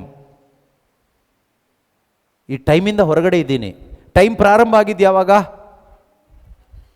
Genesis 1:1 time ಪ್ರಾರಂಭ ಆಯಿತು. In the beginning when god created, ಆದಿಯಲ್ಲಿ ದೇವರು ಭೂಮಿ ಆಕಾಶಗಳನ್ನು ಸೃಷ್ಟಿ ಮಾಡಿದನು. ಅಲ್ಲಿಂದ ಸಮಯ ಪ್ರಾರಂಭ ಆಯಿತು. ಆದಿಯಲ್ಲಿ ಅನ್ನೊಂದು ಸಮಯ ಬಂತಲ್ಲಿಗೆ. ಆ ಸಮಯದಿಂದ ಸೃಷ್ಟಿ ಮಾಡಿದರು. ಅದಾದಮೇಲೆ ಮನುಷ್ಯನ ಸೃಷ್ಟಿ ಮಾಡಿದರು. ಹಗಲು ರಾತ್ರಿ ಆಯಿತು. ಸೋಮವಾರ, ಭಾನುವಾರ, ಶುಕ್ರವಾರ, ವಾರಗಳು ಬಂತು, ತಿಂಗಳು ಬಂತು, ವರ್ಷ ಬಂತು. ಈ ವರ್ಷ, ಮುಂದಿನ ವರ್ಷ, ಕಳೆದ ವರ್ಷ ಎಲ್ಲ ಹೇಳ್ತೀವಿ. ಸಮಯದ ಒಳಗಡೆ ನಾವು ಬಂದು ಸಿಕ್ಕಾಕ್ಕೊಂಡ್ವಿ. ನಾವು ಹೇಳ್ತೀವಲ್ಲ, ಟೈಮ್ ಇಲ್ಲ, ಈಗ ಟೈಮ್ ಆಯಿತು ಹೇಳಲ್ವಾ? ಹಾಂ, 3 ಗಂಟೆಗೆ ಟೈಮ್ ಆಯಿತು, ನಿಲ್ಲಿಸ್ಬೇಕು ಅಂತ ಹೇಳಿದ್ದಾರೆ ಫಾದರ್ ನನಗೆ. ಅಷ್ಟರೊಳಗಡೆ ಊಟ ಬೇರೆ ಕೊಡಬೇಕಂತೆ ನಿಮಗೆ. ನೋಡಿ, ಎಲ್ಲ ಟೈಮ್ ಒಳಗಡೆ ಬಂದು ಸೇರಿಕೊಂಡ್ರೆ ಟೆನ್ಷನ್ ಜಾಸ್ತಿ ಅಲ್ವಾ? ಆಗೋ ಟೈಮಿಗೆ ಆಗಿಲ್ಲ ಅಂದರೆ ನಮಗೆ ಟೆನ್ಷನ್ ಆಗುತ್ತೋ ಇಲ್ವೋ? ಟೈಮ್ ಒಳಗಡೆ ಇದ್ದವ್ರಿಗೆ ಟೆನ್ಷನ್ ಜಾಸ್ತಿ. ಎಲ್ಲ ಆಗಬೇಕಾದ ಟೈಮಿಗೆ ಆಗಬೇಕಾಗಿಲ್ವಾ? ಏನಾಗಬೇಕಾಗಿದ್ದು ಟೈಮ್ ಹೇಳಪ್ಪ? ಅಲ್ಲ, ಎಲ್ರಿಗೂ ಎಲ್ಲ ಆಗ್ತಾ ಇದೆ. ಒಂದು ಟೈಮ್ ಅನ್ನೋದಿದೆಯಲ್ಲ, ಹಾಂ, ಟೈಮ್ ಹೊರಗಡೆ ಇದ್ದೀವಿ ನಾವೀಗ. ನಾನು ಕಾಲದ ಆ ಒಂದು ಲಿಮಿಟ್ಟಿಂದ ಹೊರಗಡೆ ಇದ್ದೀನಿ. ಹಾಂ, ಏನಾಗಿದ್ದೇನೆ? ಅನಂತವಾಗಿದ್ದೀನಿ, ನಿರಂತರವೂ ಇರ್ತೀನಿ. There is no end. Eternal spiritual being. ದೇವರ ಒಂದು ಬ್ಲೂ ಪ್ರಿಂಟಲ್ಲಿ ನಾನಿದ್ದೀನಿ. ಇದಕ್ಕೆ ಸಂಬಂಧಪಟ್ಟ ವಾಕ್ಯ ನೋಡೋದಾದರೆ ಎಫಿಷಿಯನ್ಸ್ 1:4, ಸಂತ ಪೌಲರು ಎಫೆಸದವರಿಗೆ ಬರೆದ ಪತ್ರಿಕೆ 1ನೇ ಅಧ್ಯಾಯ 4ನೇ ವಾಕ್ಯದಲ್ಲಿ ನಾವು ನೋಡ್ತೀವಿ, ಜಗತ್ತು ಸೃಷ್ಟಿ ಆಗುವ ಮೊದಲೇ ದೇವರು ಯೇಸುವಿನಲ್ಲಿ ನಮ್ಮನ್ನು ತಮ್ಮವರನ್ನಾಗಿ ಆರಿಸಿಕೊಂಡರು. ಯಾವಾಗ ಆರಿಸಿಕೊಂಡ್ರಂತೆ? ಜಗತ್ತು ಸೃಷ್ಟಿಯಾಗುವ ಮೊದಲೇ. ಹಾಗಾದರೆ ಆದಿಕಾಂಡ 1ನೇ ಅಧ್ಯಾಯ ಬರೋದಕ್ಕಿಂತ ಮೊದಲೇ. ಆದಿಕಾಂಡ 1ನೇ ಅಧ್ಯಾಯ ಬೈಬಲ್ನ ಮೊದಲನೇ ಪುಸ್ತಕ, 1ನೇ ಅಧ್ಯಾಯ ಆದಿಕಾಂಡ 1ನೇ ಅಧ್ಯಾಯ ಅಲ್ವಾ?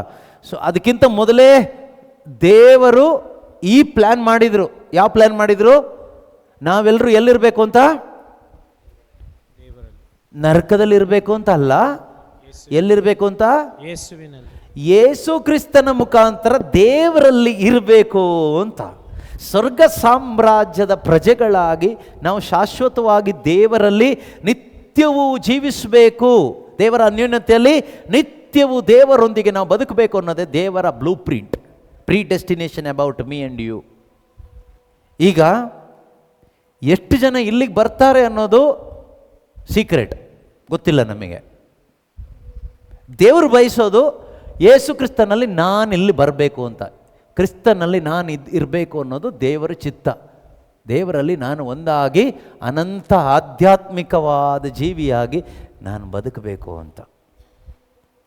ಈಗ ಆ ಗೋಡೆ ಮೇಲೆ ಡಿಸೈನ್ ಇದೆ, ಕೆಲಸ ಶುರು ಮಾಡಿದ್ರೆ ತಾನೇ ಕೆಲಸ ಆಗುತ್ತೆ, ಆ ಡಿಸೈನ್ ನೋಡಲಿಕ್ಕಾಗುತ್ತೆ.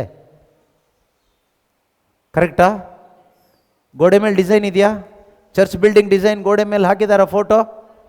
ಈಗ ಫೋಟೋದಲ್ಲಿ ಇರೋದು ನೆರವೇರಬೇಕು ಅಂದರೆ ಕೆಲಸ ಸ್ಟಾರ್ಟ್ ಮಾಡಬೇಕೋ ಬೇಡವೋ? ಕನ್ಸ್ಟ್ರಕ್ಷನ್ ವರ್ಕ್ ಸ್ಟಾರ್ಟ್ ಮಾಡದೆ ಆ ಡಿಸೈನ್ ಬರುತ್ತಾ? ಬರೋದಿಲ್ಲ. ಈಗ ಆ ಕನ್ಸ್ಟ್ರಕ್ಷನ್ ವರ್ಕ್ ಪ್ರಾರಂಭ ಮಾಡಿದ್ದೆಲ್ಲಿ ಗೊತ್ತಾ? ಆದಿಕಾಂಡದಲ್ಲಿ. ಆದಿಕಾಂಡದಲ್ಲಿ ದೇವರು ಈ started construction work, creation. In the beginning when god created, ಆ ಕ್ರಿಯೇಷನ್ ಅನ್ನೋದು ಶುರು ಮಾಡಿದರು. CREATION, ಸೃಷ್ಟಿ. ಡಿಸೈನ್ ಇದೆ, ಪೂರ್ವ ನಿರ್ಣಯ ಆಗಿದೆ. ನಾನು ದೇವರಲ್ಲಿ ಯೇಸು ಕ್ರಿಸ್ತನ ಮುಖಾಂತರ ಸಂತೋಷವಾಗಿ ನಿತ್ಯವೂ ಆನಂದದಲ್ಲಿ ಇರಬೇಕೆಂದೇ ದೇವರು ನಿಶ್ಚಯ ಮಾಡಿದ್ದಾರೆ. ಮಾಡಿದ್ರಿಂದ ನಾನು ಹೋಗೋಕ್ಕಾಗಲ್ಲ. ಡಿಸೈನ್ ಇದ್ದಿದ್ದರಿಂದ ಬಿಲ್ಡಿಂಗ್ ಬಂದಿದೆ ಅಂತ ಹೇಳೋಕ್ಕಾಗಲ್ಲ. ಕನ್ಸ್ಟ್ರಕ್ಷನ್ ವರ್ಕ್ ಆಗಬೇಕು. ಈಗ ಅದ್ರ ಪ್ರಕಾರ ದೇವರು ಏನು ಮಾಡಿದರು ಅನ್ನೋದನ್ನು ನೆಕ್ಸ್ಟ್ ಸ್ಲೈಡಲ್ಲಿ ನೋಡೋಣ. ಏನು ಮಾಡಿದರು ದೇವರು?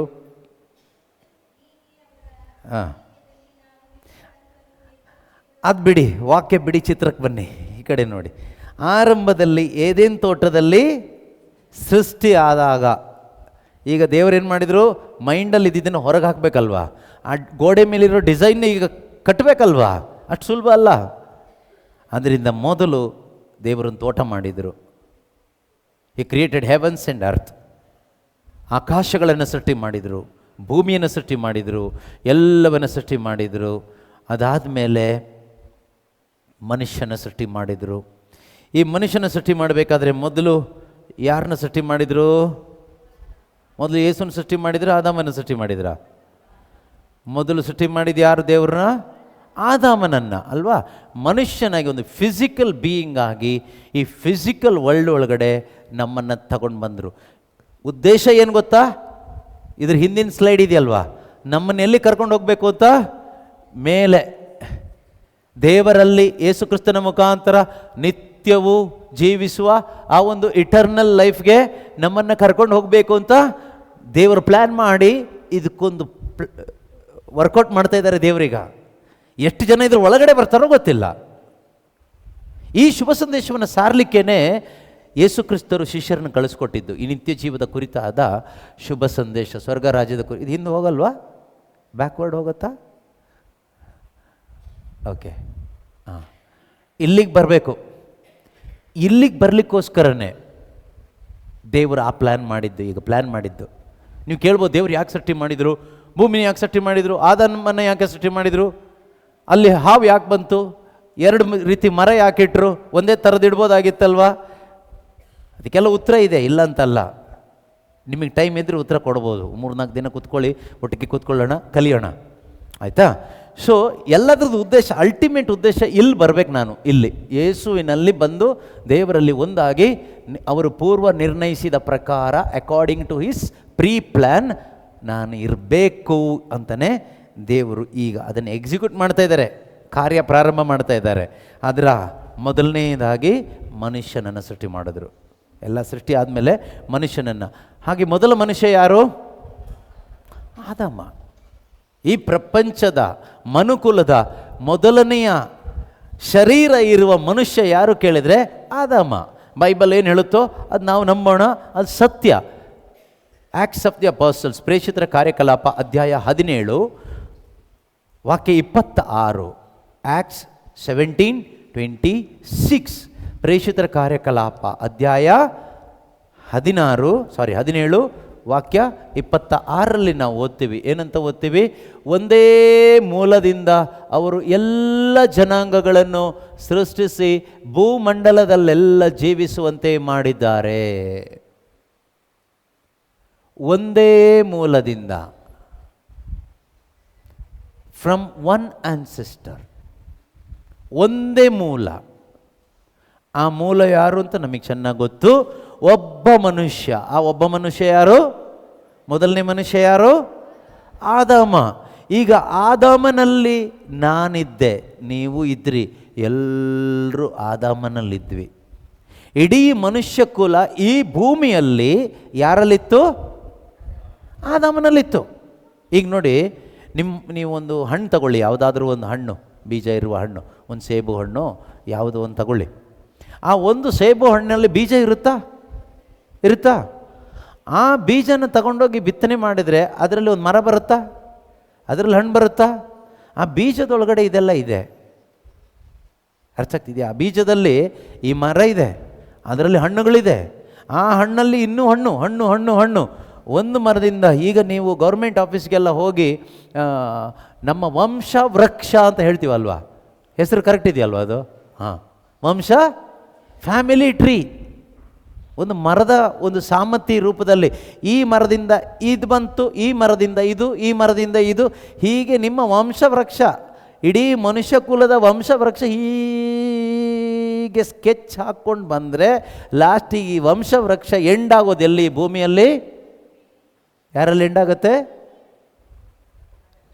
ಗೊತ್ತಿಲ್ಲ? ಯಾರಲ್ಲಿ ಎಂಡಾಗುತ್ತೆ? ಯಾರಲ್ಲಿ ಕೊನೆ ಆಗುತ್ತೆ ವಂಶವೃಕ್ಷ? ಈಗ ನೀವು ಈಗ ವಂಶವೃಕ್ಷ ಹಿಂದಕ್ಕೆ ಬಂದರೆ ನಿಮ್ಮ ಅಪ್ಪ, ಅವರಪ್ಪ, ಅವರಪ್ಪ, ಅವರಪ್ಪ, ಅವರಪ್ಪ, ಅವರಪ್ಪ, ಅವರಪ್ಪ, ಲಾಸ್ಟಿಗೆ ಬಂದು ಎಲ್ಲಿ ಕೊನೆ ಆಗುತ್ತೆ? ಆದಾಮನಲ್ಲಿ ಕೊನೆ ಆಗುತ್ತೆ. ಈ ಪ್ರಪಂಚದಲ್ಲಿ ನಾನು ಹೇಳ್ತಾ ಇರೋದು, ಸ್ವರ್ಗದಲ್ಲಿ ಅಲ್ಲ, ಅಲ್ಲಿಗೆ ಹೋಗಿಲ್ಲ ಇನ್ನೂ, ಹೋಗ್ಲಿಕ್ಕಿರೋ ಪ್ರಿಪ್ರೇಷನ್ನೇ ಇದೀಗ. ಆದಾಮನಲ್ಲಿ ಕೊನೆ ಆಗುತ್ತೆ. ಈಗ ದೇವರು ಆದಾಮನನ್ನು ಸೃಷ್ಟಿ ಮಾಡ್ತಾರೆ. ನೆಕ್ಸ್ಟ್, ದೇವರು ಪಾಪ ಮಾಡುವ ಮುನ್ನ ಆರಂಭದಲ್ಲಿ ಏದೇನು ತೋಟದಲ್ಲಿ ಸೃಷ್ಟಿಸಿದಾಗ ಆದಾಮನಲ್ಲಿ ನಾನಿದ್ದೀನಿ. ನಾನು ಯಾರಲ್ಲಿದ್ದೀನಿ? ಇಲ್ಲಿ ಆದಾಮನಲ್ಲಿದ್ದೀನಿ. ದೇವರೊಂದಿಗೆ ಅನ್ಯೋನ್ಯತೆ ಇದೆಯಾ ಆದಾಮನಿಗೂ ನನಗೂ? ಆದಾಮನಿಗೂ ದೇವರಿಗೂ ಅನ್ಯೋನ್ಯತೆ ಇದೆ, ನನಗೂ ದೇವರಿಗೂ ಅನ್ಯೋನ್ಯತೆ ಇದೆ, ಫೆಲೋಶಿಪ್ ಇದೆ, ಫ್ರೆಂಡ್ಶಿಪ್ ಇದೆ. ಇದು ಕಟ್ಟಾಗಿಲ್ಲ. ಏದೇನು ತೋಟದಲ್ಲಿ ಚೆನ್ನಾಗಿದ್ದೀನಿ, ಅವರ ಅನಂತ ಸಮಯ ಮತ್ತು ಉದ್ದೇಶದಲ್ಲಿದ್ದೀನಿ. God's eternal plan and eternal timings. ದೇವರ ಒಂದು ಸಮಯದಲ್ಲಿ, ದೇವರ ಒಂದು ಉದ್ದೇಶದಲ್ಲಿ ನಾನು ಬದುಕ್ತಾ ಇದ್ದೀನಿ, ಹ್ಯಾಪಿಯಾಗಿದ್ದೀನಿ, ಇಲ್ಲೇನು ತೊಂದರೆ ಇಲ್ಲ. I am so happy. ಭಯ ಇಲ್ಲ, ನಾಚಿಕೆ ಇಲ್ಲ, ಬಟ್ಟೆ ಬೇಕಾಗಿಲ್ಲ, ಹಸಿವೆ ಆಗ್ತಾ ಇಲ್ಲ, ಯಾರನ್ನೂ ಕೊಲೆ ಮಾಡಬೇಕು ಅನಿಸ್ತಾ ಇಲ್ಲ, ತಿನ್ನು ಕುಡಿ ಮಜಾ ಮಾಡು ಏನೂ ಇಲ್ಲ, ಏನಿಲ್ಲ, ಫ್ರೀಡಮ್. ದೇವ್ರು ಏನು ಹೇಳ್ತಾರೋ ಅದು ಮಾಡೋದು, ಅಷ್ಟೇ ಕೆಲಸ. ಆರಾಮಾಗಿದ್ದೀನಿ. ಆ ಟೈಮಲ್ಲಿ ಇನ್ನೊಬ್ಬ ಯಾರೋ ಬಂದ, ಸೈತಾನ ಹಾವಿನ ರೂಪದಲ್ಲಿ ಬಂದ, ಅಥವಾ ಹಾವಿನ ಒಳಗಡೆ ಸೇರ್ಕೊಂಡು ಬಂದ. ಅವನು ಮಾತಾಡ್ಲಿಕ್ಕೆ ಶುರು ಮಾಡ್ದ. ಅವನ ಮಾತಿಗೆ ನಾನು ಕಿವಿಗೊಟ್ಟೆ. ಆಗ ಏನಾಯಿತು? ದೇವರು ಯಾವುದನ್ನು ಮಾಡಬೇಡ ಅಂತ ಹೇಳಿದ್ರು, ತಿನ್ನಬೇಡ ಅಂತ ಹೇಳಿದ್ರು, ಆ ಮರದ ಹಣ್ಣನ್ನು ಕಿತ್ಕೊಂಡು ನಾನು ತಿಂದೆ. ಅದರ ಪರಿಣಾಮ ಏನಾಯಿತು ಅಂದರೆ, ನಮಗೆ ಗೊತ್ತು, ಏದೇನು ತೋಟದಲ್ಲಿ ಹಣ್ಣು ತಿಂದ ತಕ್ಷಣ ಏನಾಯಿತು? ಫಸ್ಟು ನಾಚಿಕೆ ಆಗ್ಬಿಡ್ತು, ಅಯ್ಯೋ ಅಂತ. ಅದಕ್ಕೆ ಬೇಗ ಬೇಗ ಬಟ್ಟೆ ಹಾಕ್ಕೊಂಡ. ಈಗ ನಾವು ಬಟ್ಟೆ ಹಾಕೊಳ್ಳೋ ಕಾರಣ ಏನು? ಈ ಹಣ್ಣು ತಿಂದಿರೋದ್ರಿಂದ. ನೀವು ಬಟ್ಟೆ ಹಾಕೊಳ್ಳದೆ ಚರ್ಚಿಗೆ ಬರ್ತೀರಾ? ಯಾಕೆ ಬರಲ್ಲ ಹೇಳಿ? ನಾಚಿಕೆ. ಎಲ್ಲಿಂದ ಬಂತು? ಹಣ್ಣಿಂದ ಬಂದಿರೋದು. ಹಣ್ಣು ತಿನ್ನೋಕ್ಕಿಂತ ಮುಂಚೆ ನಾಚಿಕೆ ಆಗ್ತಾ ಇತ್ತಾ? ಬಟ್ಟೆ ಇತ್ತಾ? ಕೋಪ ಇತ್ತಾ? ಬೇಜಾರಿತ್ತಾ? ಇಲ್ಲ. ಟೈಮ್ ಪಾಸ್ ಇತ್ತಾ? ಮೊಬೈಲ್ ಫೋನ್ ಗೀಚನ್ ಕೂತ್ಕೊಂಡಿರ್ತಾ ಇದ್ನಾ? ಇಲ್ಲ. ಕಂಪ್ಲೇಂಟ್ ಹೇಳ್ತಾ ಇದ್ನಾ? ಅಯ್ಯೋ ಅವಳು ಮಾಡಿದ್ದು ನನಗೆ, ಇವನು ಮಾಡಿದ್ದು ನನಗೆ, ಹಾವು ಕೊಟ್ಟಿದ್ದಕ್ಕೆ ತಿಂದೆ, ಅವಳು ಹೆಂಡ್ತಿ ಕೊಟ್ಟಿದ್ದಕ್ಕೆ ತಿಂದೆ. ದೇವರೇ, ನೀನೇ ತಾನೇ ಹೆಂಡ್ತಿನ ಕೊಟ್ಟಿದ್ದು, ನೀನೇ ತಾನೇ ಗಂಡನ ಕೊಟ್ಟಿದ್ದು, ಹೇಳಲ್ವಾ? ನೀನೇ ತಾನೇ ಮಕ್ಕಳನ್ನ ಕೊಟ್ಟಿದ್ದು, ನೀನೇ ತಾನೇ ಕೈ ಕೊಟ್ಟಿದ್ದು, ನೀನೇ ತಾನೇ ಕಣ್ಣು ಕೊಟ್ಟಿದ್ದು. ಈಗ ವಾಸಿ ಮಾಡು. ಕಣ್ಣೆಲ್ಲ ನೋಯ್ತಾ ಇದೆ, ಕಣ್ಣಿಗೆ ಕಣ್ಣು ಕೊಟ್ಟಿದ್ದು ನೀನು, ಕಣ್ಣಿಗೆ ನೋವು ಬಂತಿದೆ, ಈಗ ನೀನು ವಾಸಿ ಮಾಡಬೇಕಲ್ವಾ? ಕಣ್ಣು ಕೊಟ್ಟವು ನೀನಲ್ವಾ?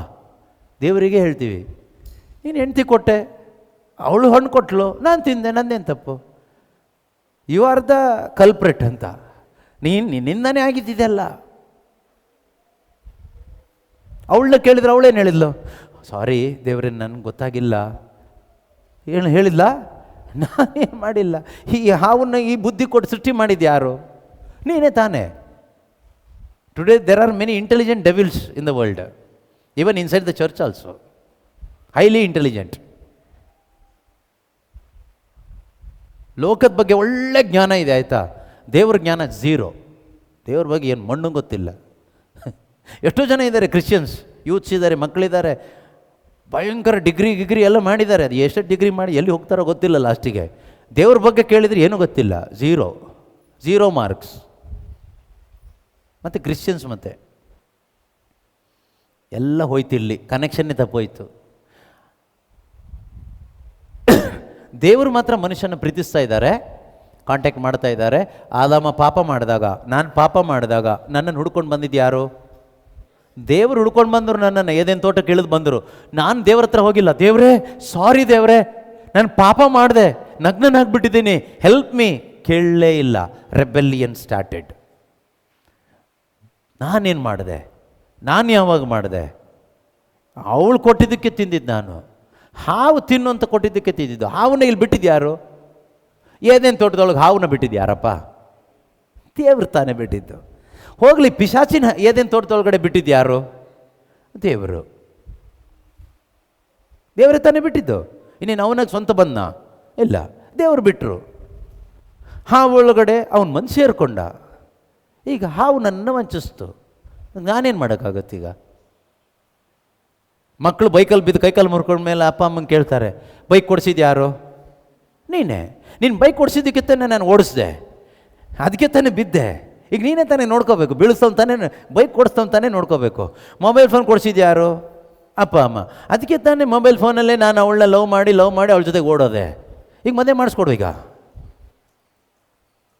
ತಪ್ಪು ಯಾರ್ದು? ಮೊಬೈಲ್ ಫೋನಲ್ಲಿ ಲವ್ ಮಾಡೋದು ತಪ್ಪ, ಮೊಬೈಲ್ ಫೋನ್ ಕೊಡಿಸ್ತವನು ತಪ್ಪ? ಅದೆಲ್ಲ ಮೂರ್ಖತನದ ಮಾತುಗಳು, ಆಯಿತಾ? ಜ್ಞಾನದ ಮಾತಲ್ಲ, ಅದೆಲ್ಲ ಲೋಕದ ಜ್ಞಾನ, ಲೋಕದ ಲಾಜಿಕ್. ಇವರು ಅದೇ ಲಾಜಿಕ್ ಯೂಸ್ ಆಯ್ತು. ಅವಾಗ ಭಯಂಕರ ಬ್ರೈನ್ ವರ್ಕ್ ಆಗ್ಲಿಕ್ಕೆ ಶುರು ಆಯ್ತು. ಅವಾಗ ಅಲ್ಲಿವರೆಗೆ ಬ್ರೈನ್ ವರ್ಕ್ ಆಗೋದು ಬೇಡ, ದೇವ್ರು ವರ್ಕ್ ಆಗ್ತಾಯಿದ್ರು ಅವರಲ್ಲಿ. ನಾಳೆಗೆ ಏನು ಮಾಡೋದು?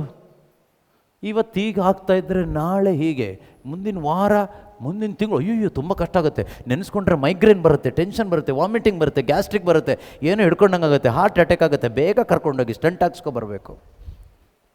ಪ್ರಾರ್ಥನೆ ಮಾಡಿ. ಏನಂತ? ಬಂದ್ಬಿಟ್ಟು ವಾಪಸ್ ಇನ್ನೊಂದಿಷ್ಟು ಟೆನ್ಷನ್ ಮಾಡಿ ಟೆನ್ಷನ್ ಕೊಡಲಿ ಅಂತಾನ? ಎಲ್ಲ ಏದೇನು ತೋಟದಲ್ಲಿ ಹಣ್ಣು ತಿಂದಿದ್ದ ಪ್ರಭಾವ, ತಿಂದಿದ್ದ ಪಾಪದ ನಂತರ, ಏದೇನು ತೋಟದ ಹೊರಗೆ ಪತನದ ನಂತರ ತೋಟದಿಂದನೇ ಓಡಿಸ್ಬಿಟ್ರು ದೇವರು. ನೀವು ಯಾಕೋ ಇಲ್ಲಿರಲಿಕ್ಕೆ ಸೂಟಬಲ್ ಅಲ್ಲ, ನೀವು ಪ್ಲೀಸ್ ಗೆಟ್ ಔಟ್ ಅಂತ ಹೇಳಿಬಿಟ್ಟು ದುಡ್ಕೊಂಡು ತಿನ್ನಿರಿ ಅಂತ ಹೇಳ್ಬಿಟ್ಟು ದುಡಿಮೆ. ದುಡಿ. ವರ್ಕ್ ಹಾರ್ಡ್ ಈಟ್ ವೆಲ್, ಎಂಜಾಯ್. ದುಡಿ, ಕುಡಿ, ತಿನ್ನು. ದುಡಿದು ಸುಸ್ತಾದಾಗ ಕುಡಿಯೋದು ಸ್ವಲ್ಪ. ಅವಾಗ ಏದೇನು ತೋಟದಲ್ಲಿ ಪಾಪ ಮಾಡಿದಾಗ ಇಲ್ಲಿ ಕಟ್ಟಾಗಿದ್ದು ಏನು ಕೇಳಿದರೆ, ದೇವರಿಗೂ ನನಗೂ ಇದ್ದಂಥ ಸಂಬಂಧ ಕಟ್ಟಾಯಿತು. ಇಲ್ಲಿ ನಾನು ಯಾವ ಥರ ಆದೆ ಕೇಳಿದ್ರೆ, ಮನುಷ್ಯ ಯಾವುದಕ್ಕೆ ಸಮಾನನಾದ ಕೇಳಿದರೆ, ಪ್ರಾಣಿಗೆ ಸಮಾನನಾದ. ಮನುಷ್ಯ ಯಾವುದಕ್ಕೆ ಸಮಾನನಾದ? ಪ್ರಾಣಿಗೆ ಸಮಾನನಾದ. ಈಗ ಪ್ರಾಣಿಗೂ ದೇವರಿಗೂ ಏನಾದರೂ ಕನೆಕ್ಷನ್ ಇದೆಯಾ? ಈ ದೇವರಿಗೂ ಮನುಷ್ಯನಿಗೂ ಕನೆಕ್ಷನ್ ಬರಬೇಕಾದ್ರೆ ಒಂದು ಕನೆಕ್ಷನ್ ಪಾಯಿಂಟ್ ಇದೆ. ಆದರೆ ಹೆಸರು ಏನು ಗೊತ್ತಾ? ಆತ್ಮ, ಸ್ಪಿರಿಟ್.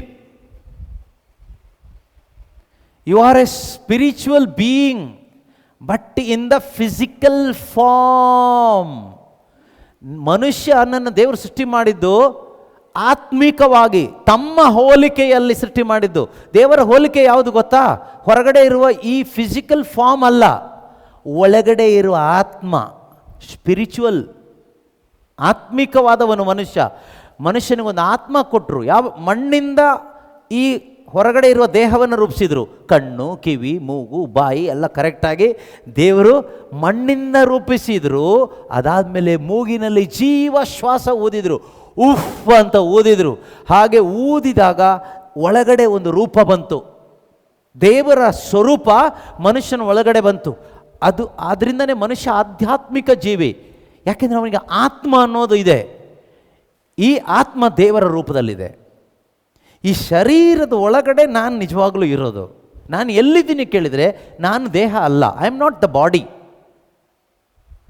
ಸತ್ತಾಗ ಯಾರು ನಿಮ್ಮ ಹೆಸರು ಹೇಳೋದಿಲ್ಲ, ಹೆಣ ಅಂತಾರೆ. ಹೆಣ ಎತ್ತಲ್ವಾ ಕೇಳ್ತಾರೆ, ಹೆಸರು ಹೇಳೋದಿಲ್ಲ ಅವ್ರದ್ದು. ಸತ್ತು ಹೋದ, ಶರೀರ ಬಿಟ್ಟು ಹೋದೆ. ಆದರೆ ನೀನು ಹಾಗಾದರೆ ಅಲ್ಲಿವರೆಗೆ ಎಲ್ಲಿದ್ದೆ? ಒಳಗಡೆ ಇದ್ದೆ. ಈ ಆತ್ಮದಲ್ಲಿ ದೇವರು ಕೊಟ್ಟ ಉಸಿರು ಇರುವ ತನಕ ಅವನು ದೇವ್ರ ಜೊತೆ ಕನೆಕ್ಷನಲ್ಲಿ ಇರ್ತಾನೆ. ಅರ್ಥ ಆಗ್ತಿದೆ ನಿಮಗೆ? ಹೇಳ್ತಾ ಇರೋದು ಅರ್ಥ ಆಗ್ತಾ ಇದೆಯಾ? ಯಾವಾಗ ಏದೇನು ತೋಟದಲ್ಲಿ ಆದಾಮ ಪಾಪ ಮಾಡಿದ್ನೋ ಈ ಕನೆಕ್ಷನ್ ಕಟ್ಟಾಯಿತು. No more contact with God. ಚರ್ಚಿಗೆ ಹೋಗ್ಬೋದು, ಪ್ರೈಸ್ ಲಾರ್ಡ್ ಹೇಳೋಕ್ಕೆ ನೀ ಕಾಂಟ್ಯಾಕ್ಟ್ ಏನು ಬೇಕಾಗಿಲ್ಲ. ಅಲ್ಲೆಲ್ಲಿ ಹೇಳಲಿಕ್ಕೂ ಈ ಕನೆಕ್ಷನ್ ಬೇಕಾಗಿಲ್ಲ. ಇದೆಲ್ಲ ನಾಟಕ ಮಾಡ್ಬೋದು ನಾವು, ಎಲ್ಲ ಮಾಡ್ಕೊಂಡೇ ಬರ್ತಾಯಿದ್ದೀವಿ ಇಲ್ಲಿವರೆಗೂ. ಈ ಕನೆಕ್ಷನ್ ತಪ್ಪಾಯಿತು, ದೇವರೊಂದಿಗಿನ ಅನ್ಯೋನ್ಯತೆ ಹೋಯಿತು. ದೇವರ ಸಮಯ ಮತ್ತು ಉದ್ದೇಶದ ಹೊರಗಡೆ ಬಂದ ಮನುಷ್ಯ. ದೇವರ ಕನೆಕ್ಷನಲ್ಲಿ ಇದ್ದಾಗ you are in the time and plan of God. ದೇವರ ಸಮಯದಲ್ಲಿ ಇದ್ದೆ, ದೇವರ ಯೋಜನೆಯಲ್ಲಿದ್ದೆ. ಯಾವಾಗ ಏದೇನು ತೋಟದಲ್ಲಿ ಆದಾಮ ಪಾಪ ಮಾಡಿದ್ನೋ, ಬೈಬಲ್ ಹೇಳುತ್ತೆ, ರೋಮನ್ರಿಗೆ ಬರೆದ ಪತ್ರಿಕೆ 6ನೇ ಅಧ್ಯಾಯದ 12ನೇ ವಚನ, 5ನೇ ಅಧ್ಯಾಯ 12ನೇ ವಚನ, ರೋಮನ್ಸ್ 5:12. ಗಮನಿಸಿ ಆಯಿತಾ? ಯಾರಿಗೆಲ್ಲ ಸೈತಾನನ ಸಾಮ್ರಾಜ್ಯದಿಂದ ದೇವರ ಸಾಮ್ರಾಜ್ಯಕ್ಕೆ ಶಿಫ್ಟ್ ಆಗಬೇಕು ಅಂತ ಆಸೆ ಇದೆಯೋ ನೀವು ಮಾತ್ರ ಗಮನಿಸಿ, ಮಿಕ್ಕವ್ರಿಗೇನು ಬೇಕಾಗಿಲ್ಲ. ನಿಮ್ಮಿಷ್ಟ, ನಿಮ್ಮ ಚಾಯ್ಸ್. ಇದರಲ್ಲಿ ನನಗೇನು ಲಾಭ ಇಲ್ಲ, ನಿಮಗೆ ಲಾಭ. ಆಯಿತಾ? ನೀವು ನಿತ್ಯ ನರಕಕ್ಕೆ ಹೋಗಬಾರ್ದು, ನಿತ್ಯ ನಾಶಕ್ಕೆ ಹೋಗಬಾರ್ದು ಅನ್ನೋದೊಂದೇ ದೇವರ ಉದ್ದೇಶ. ನಿತ್ಯ ಜೀವ ಪಡ್ಕೋಬೇಕು, ಆ ಅಮರ ಜೀವ ಪಡ್ಕೋಬೇಕು ಅನ್ನೋದು ದೇವರ ಉದ್ದೇಶ. ಅದು ನಿಮ್ಮ ಕೈಯಲ್ಲಿದೆ, ನಿಮ್ಮ ವಿಲ್ಲಲ್ಲಿದೆ. ಅದೀಗ ನಿಮ್ಮ ಇಚ್ಛೆ. ಒಬ್ಬ ಮನುಷ್ಯನಿಂದಲೇ ಪಾಪ, ಒಬ್ಬ ಮನುಷ್ಯನಿಂದ ಪಾಪ, ಪಾಪ, ಪಾಪದಿಂದ ಮರಣ, ಪಾಪದಿಂದ ಮರಣ ಈ ಲೋಕವನ್ನು ಪ್ರವೇಶಿಸಿ. ಈ ಲೋಕ ಅಂದರೆ ಯಾರು? ನಾವೆಲ್ಲ ಬಂದ್ವಾ ಲೋಕದಲ್ಲಿ? ನಾನು ಬಂದ್ನಾ? ನೀವು ಬಂದ್ರಾ? ನಾವೆಲ್ಲರೂ ಬಂದ್ವಾ? ಈ ಒಬ್ಬ ಮನುಷ್ಯ ಯಾರು? ಈ ಒಬ್ಬ ಮನುಷ್ಯ ಯಾರು? Sin came into the world through one man. ಪಾಪ ಬಂದಿದ್ದು ಅವರಿಂದ ಇವರಿಂದ ಅಲ್ಲ. ಕೆಲವು ಟೈಮ್ ನಾವು ಹೇಳ್ತೀವಲ್ಲ, ಅವ್ರ ಜೊತೆಗೆ ಸೇರಿ ನನ್ನ ಮಗ ಹಾಳಾದ, ಇವ್ರ ಜೊತೆಗೆ ಸೇರಿ ನನ್ನ ಗಂಡ ಹಾಳಾದರು. ಯಾರ ಜೊತೆಗೆ ಸೇರಿನೂ ಅಲ್ಲ ಯಾರು ಹಾಳಾಗಿದ್ದು, ಆಲ್ರೆಡಿ ನೀನು ಹಾಳಾಗೇ ಇದ್ದೆ. ಅದು ಇನ್ನೂ ಹಾಳಾಗೋಗ್ಬಿಟ್ಟೆ ಅಷ್ಟೇ. ಹಾಳಾಗಿತ್ತು, ಒಳಗಡೆ ಹುಳ ಆಲ್ರೆಡಿ ಇತ್ತು. ಅದೀಗ ಒಳಗಡೆಯಿಂದ ಕೊಳ್ತು ಗ್ಯಾಂಗ್ರೀನ್ ಆಗಿ ಹೊರಗಡೆಯನ್ನು ಹೋಯ್ತು, ಚರ್ಮ ಸಮೇತ ಹೋಯ್ತೀಗ. ಇದು ಒಳಗಡೆಯಿಂದ ಬಂದಿರೋ ಪ್ರಾಬ್ಲಮ್, ಹೊರಗಡೆಯಿಂದ ಬಂದಿದ್ದಲ್ಲ. ನಾವು ಹೇಳ್ತೀವಲ್ಲ, ಸೋಷಿಯಲ್ ಮೀಡಿಯಾ ಸರಿ ಇಲ್ಲ, ಸೋಷಿಯಲ್ ಮೀಡಿಯಾ ಸರಿ ಇಲ್ಲ ಅಂತನಾದರೂ ಹೇಳು. ಫ್ರೆಂಡ್ ಸರ್ಕಲ್ ಸರಿ ಇಲ್ಲ, ಪ್ರಪಂಚ ಇವತ್ತು ಸರಿ ಇಲ್ಲ. ಅದು ಸರಿ ಇಲ್ಲ, ಕರೆಕ್ಟ್. ಪ್ರಾಬ್ಲಮ್ ಅದೆಲ್ಲ ಸರಿ ಇಲ್ಲದೆ ಇರೋದ್ರಿಂದ ಅಲ್ಲ ನಿನ್ನ ಜೀವನ ಹಾಳಾಗಿದ್ದು, ನಿನ್ನ ಒಳಗಡೆನೇ ಸರಿ ಇಲ್ಲ. ಸರಿ ಇಲ್ಲ ಅಂದ್ರೇನು? ಆತ್ಮ ಸತ್ತೋಗಿದೆ. No connection with God. ದೇವರು ಕಾಂಟ್ಯಾಕ್ಟ್ ಮಾಡೋ ಪಾಯಿಂಟ್ ಏನು ಗೊತ್ತಾ? ಮೈ ಸ್ಪಿರಿಟ್, ಬಾಡಿ ಅಲ್ಲ. ಬಾಡಿನಲ್ಲ ದೇವರು ಕಾಂಟ್ಯಾಕ್ಟ್ ಮಾಡೋದು, ಬಾಡಿನ ಡೆವಿಲ್ ಕಾಂಟ್ಯಾಕ್ಟ್ ಮಾಡ್ತಾನೆ. ಒಬ್ಬ ಮನುಷ್ಯನು ಒಳಗಡೆ ದೆವ್ವ ವಾಸವಾಗಿತ್ತು, ಬಿಟ್ಟು ಹೋದಾಗ ಮತ್ತೆ ಬಂತು, ತಕ ಕುಣಿ ಅಲ್ವಾ? ಕೆಲವು ಚರ್ಚ್ಗಳಲ್ಲಿ ಸಭೆಗಳಲ್ಲೆಲ್ಲ ಹೋದರೆ ನೀವು ಕುಣಿಯನ್ನು ನೋಡಿದರೆ ಹೀಗೆ ತಕ ಹಾರಿ ಬೀಳ್ತಾರಲ್ವಾ? ಅಭಿಷೇಕ ಬೆಂಕಿ ಅಂತೆಲ್ಲ ಹೇಳ್ತಾರಲ್ವಾ? ನೀವದು ಬೆಂಕಿ ಅಂತ ತಿಳ್ಕೊಂಡು ಕುಣಿದ್ಬಿಟ್ರೆ ಹೋಗ್ಬಿಡ್ತೀರ. ಆಮೇಲೆ ಅದು ಬೇರೆ ಬೆಂಕಿ, ಪವಿತ್ರಾತ್ಮರ ಅಲ್ಲ, ಅದು ಇನ್ನೊಂದು ಆತ್ಮ ಇದೆ. ಅದೇ ಥರ ಅದು ಬಂದಾಗಲೂ ಕುಣಿತಾರೆ ಜನ, ಭಯಂಕರ ಕುಣಿತ. ಇವ್ರನ್ನ ನಿಲ್ಸೋಕ್ಕಾಗಲ್ಲ ಅಷ್ಟು ಸುಲಭಕ್ಕೆ. ನೀವು ಆ ಥರ ಕುಣಿತೀರ? ಎಲ್ಲಾದರೂ ಹೋಗಿ ಕುಣಿದಿದ್ದೀರಾ?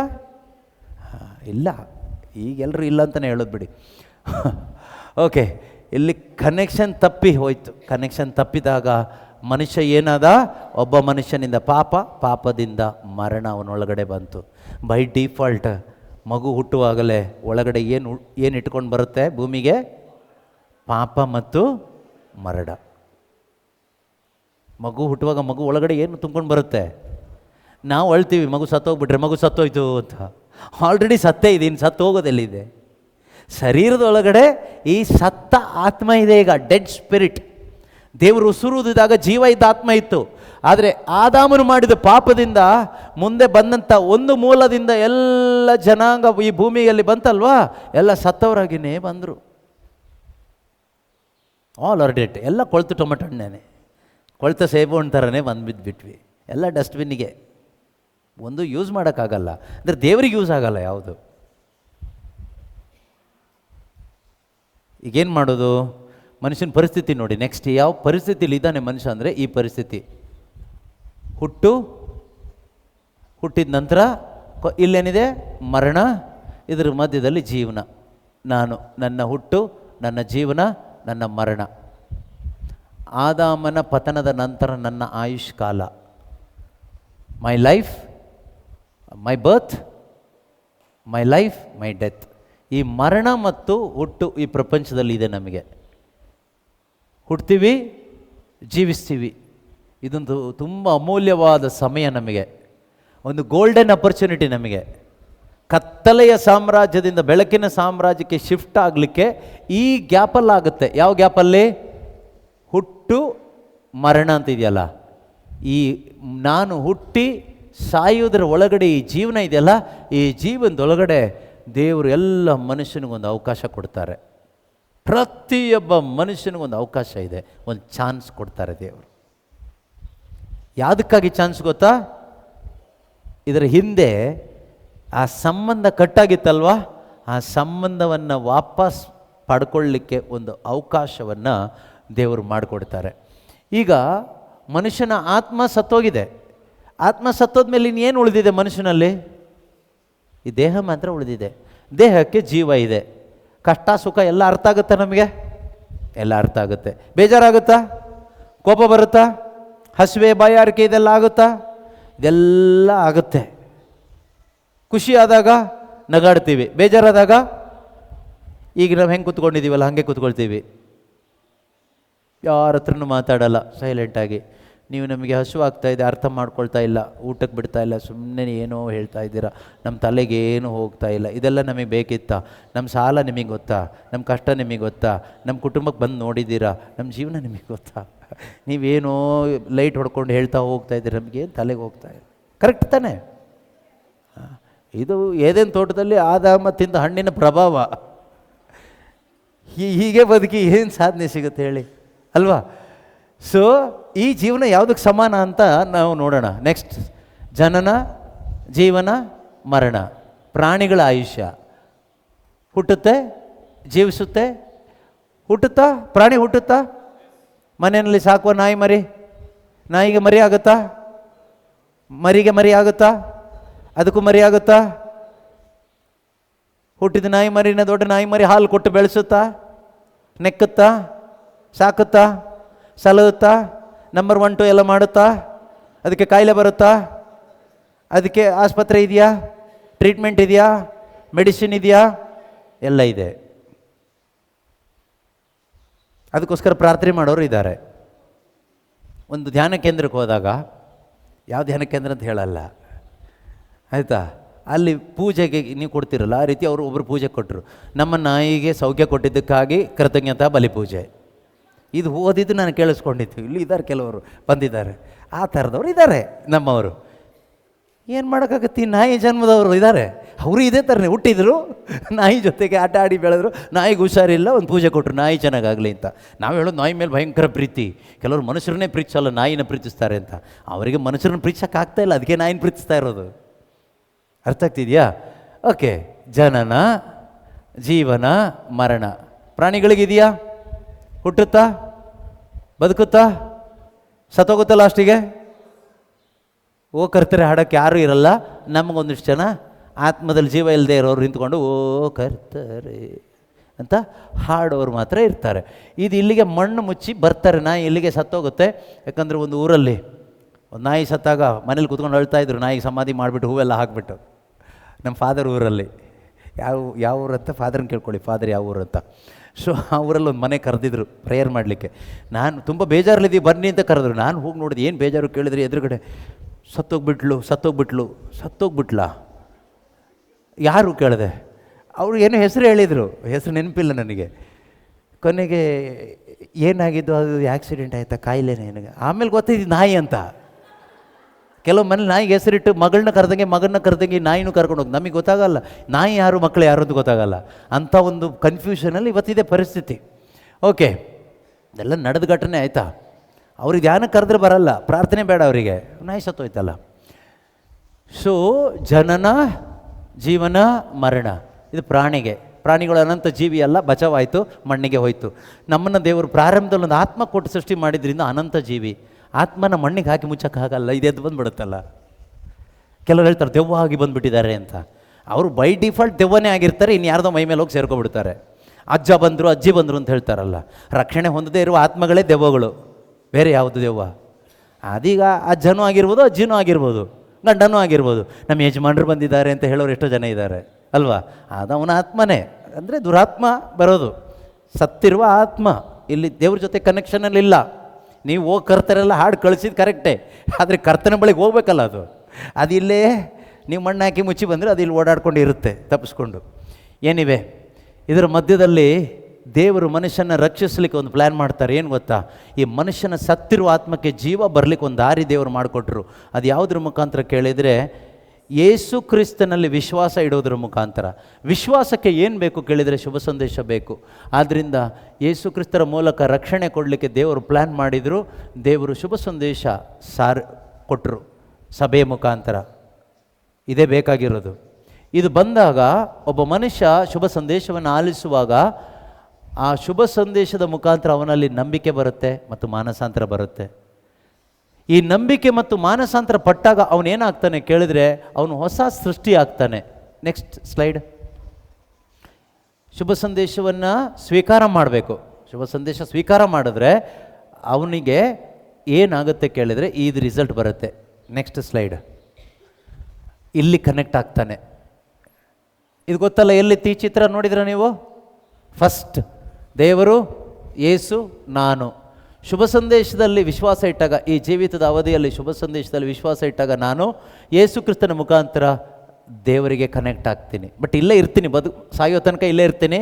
ಈಗ ಇಲ್ಲಿಗೆ ಹೋದ್ರೆ ಸಾಕಾಗಿದೆ ನನಗೆ, ಆದರೆ ಇಲ್ಲೇ ಇರ್ತೀನಿ. ಯಾಕೆ ಇರಬೇಕು ಅಂದರೆ ಅನೇಕರಿಗೆ ಶುಭ ಸಂದೇಶ ಸಾರಲಿಕ್ಕೆ ಬದುಕಿರಬೇಕು, ಬೇರೆ ಯಾವುದೂ ಉದ್ದೇಶ ಇಲ್ಲ.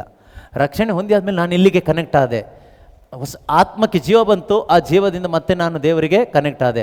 ನಂಬಿಕೆಯ ಮೂಲಕ ಆ ರಕ್ಷಣೆ ಸಿಕ್ತು. ಲಾಸ್ಟಿಗೆ ಇಲ್ಲಿಗೆ ಹೋಗ್ತೀನಿ, ಸ್ವರ್ಗಕ್ಕೆ. ಇದ್ರ ಹಿಂದೆ 2 ಸ್ಲೈಡ್ ಹಿಂದೆ ಹೋದರೆ ನಾವು ನೋಡ್ತೀವಿ, ನಾನು ಹುಟ್ಟಿದೆ, ಜೀವಿಸಿದೆ, ಸತ್ತೆ, ಲಾಸ್ಟಿಗೆ ಇಲ್ಲಿಗೆ ಬಂದೆ, ನರಕಕ್ಕೆ. 2 ಸ್ಲೈಡ್ ಹಿಂದೆ, 2 ಸ್ಲೈಡ್ ಬ್ಯಾಕ್. ಇಲ್ಲಿ ನೋಡಿ, ಹುಟ್ಟಿದೆ, ಜೀವಿಸಿದೆ, ಸತ್ತೆ. ಸತ್ತ ಮೇಲೆ ನನಗೆ ಆತ್ಮ ಇದ್ದಿದ್ದರಿಂದ ಮಣ್ಣು ಹಾಕಿ ಮುಚ್ಚಕ್ಕಾಗಲ್ಲ, ನೀರಿಗೆ ಹಾಕೋಕ್ಕಾಗಲ್ಲ, ಬೆಂಕಿಗೆ ಹಾಕೋಕ್ಕಾಗಲ್ಲ. ಆತ್ಮನ ಬಾಡಿನ ಹಾಕ್ಬೋದು, ಅದೆಲ್ಲೋ ಹಾಕಿ ಸುಟ್ಟಾಕ್ಬೋದು, ತೇಲ್ಸಾಕ್ಬೋದು, ಆದರೆ ಆತ್ಮನ ಎಲ್ಲೂ ತೇರ್ಸೋಕ್ಕಾಗಲ್ಲ. ಆದ್ದರಿಂದ ನರಕ ಅನ್ನೋದೇನು ಗೊತ್ತಾ? ದೇವರ ವಿರುದ್ಧ ಪ್ರತಿಭಟಿಸುವ ಅನಂತ ಜೀವಿಗಳಿಗೆ ಶಾಶ್ವತ ನಾಶಕ್ಕಾಗಿರುವ ಸ್ಥಳ.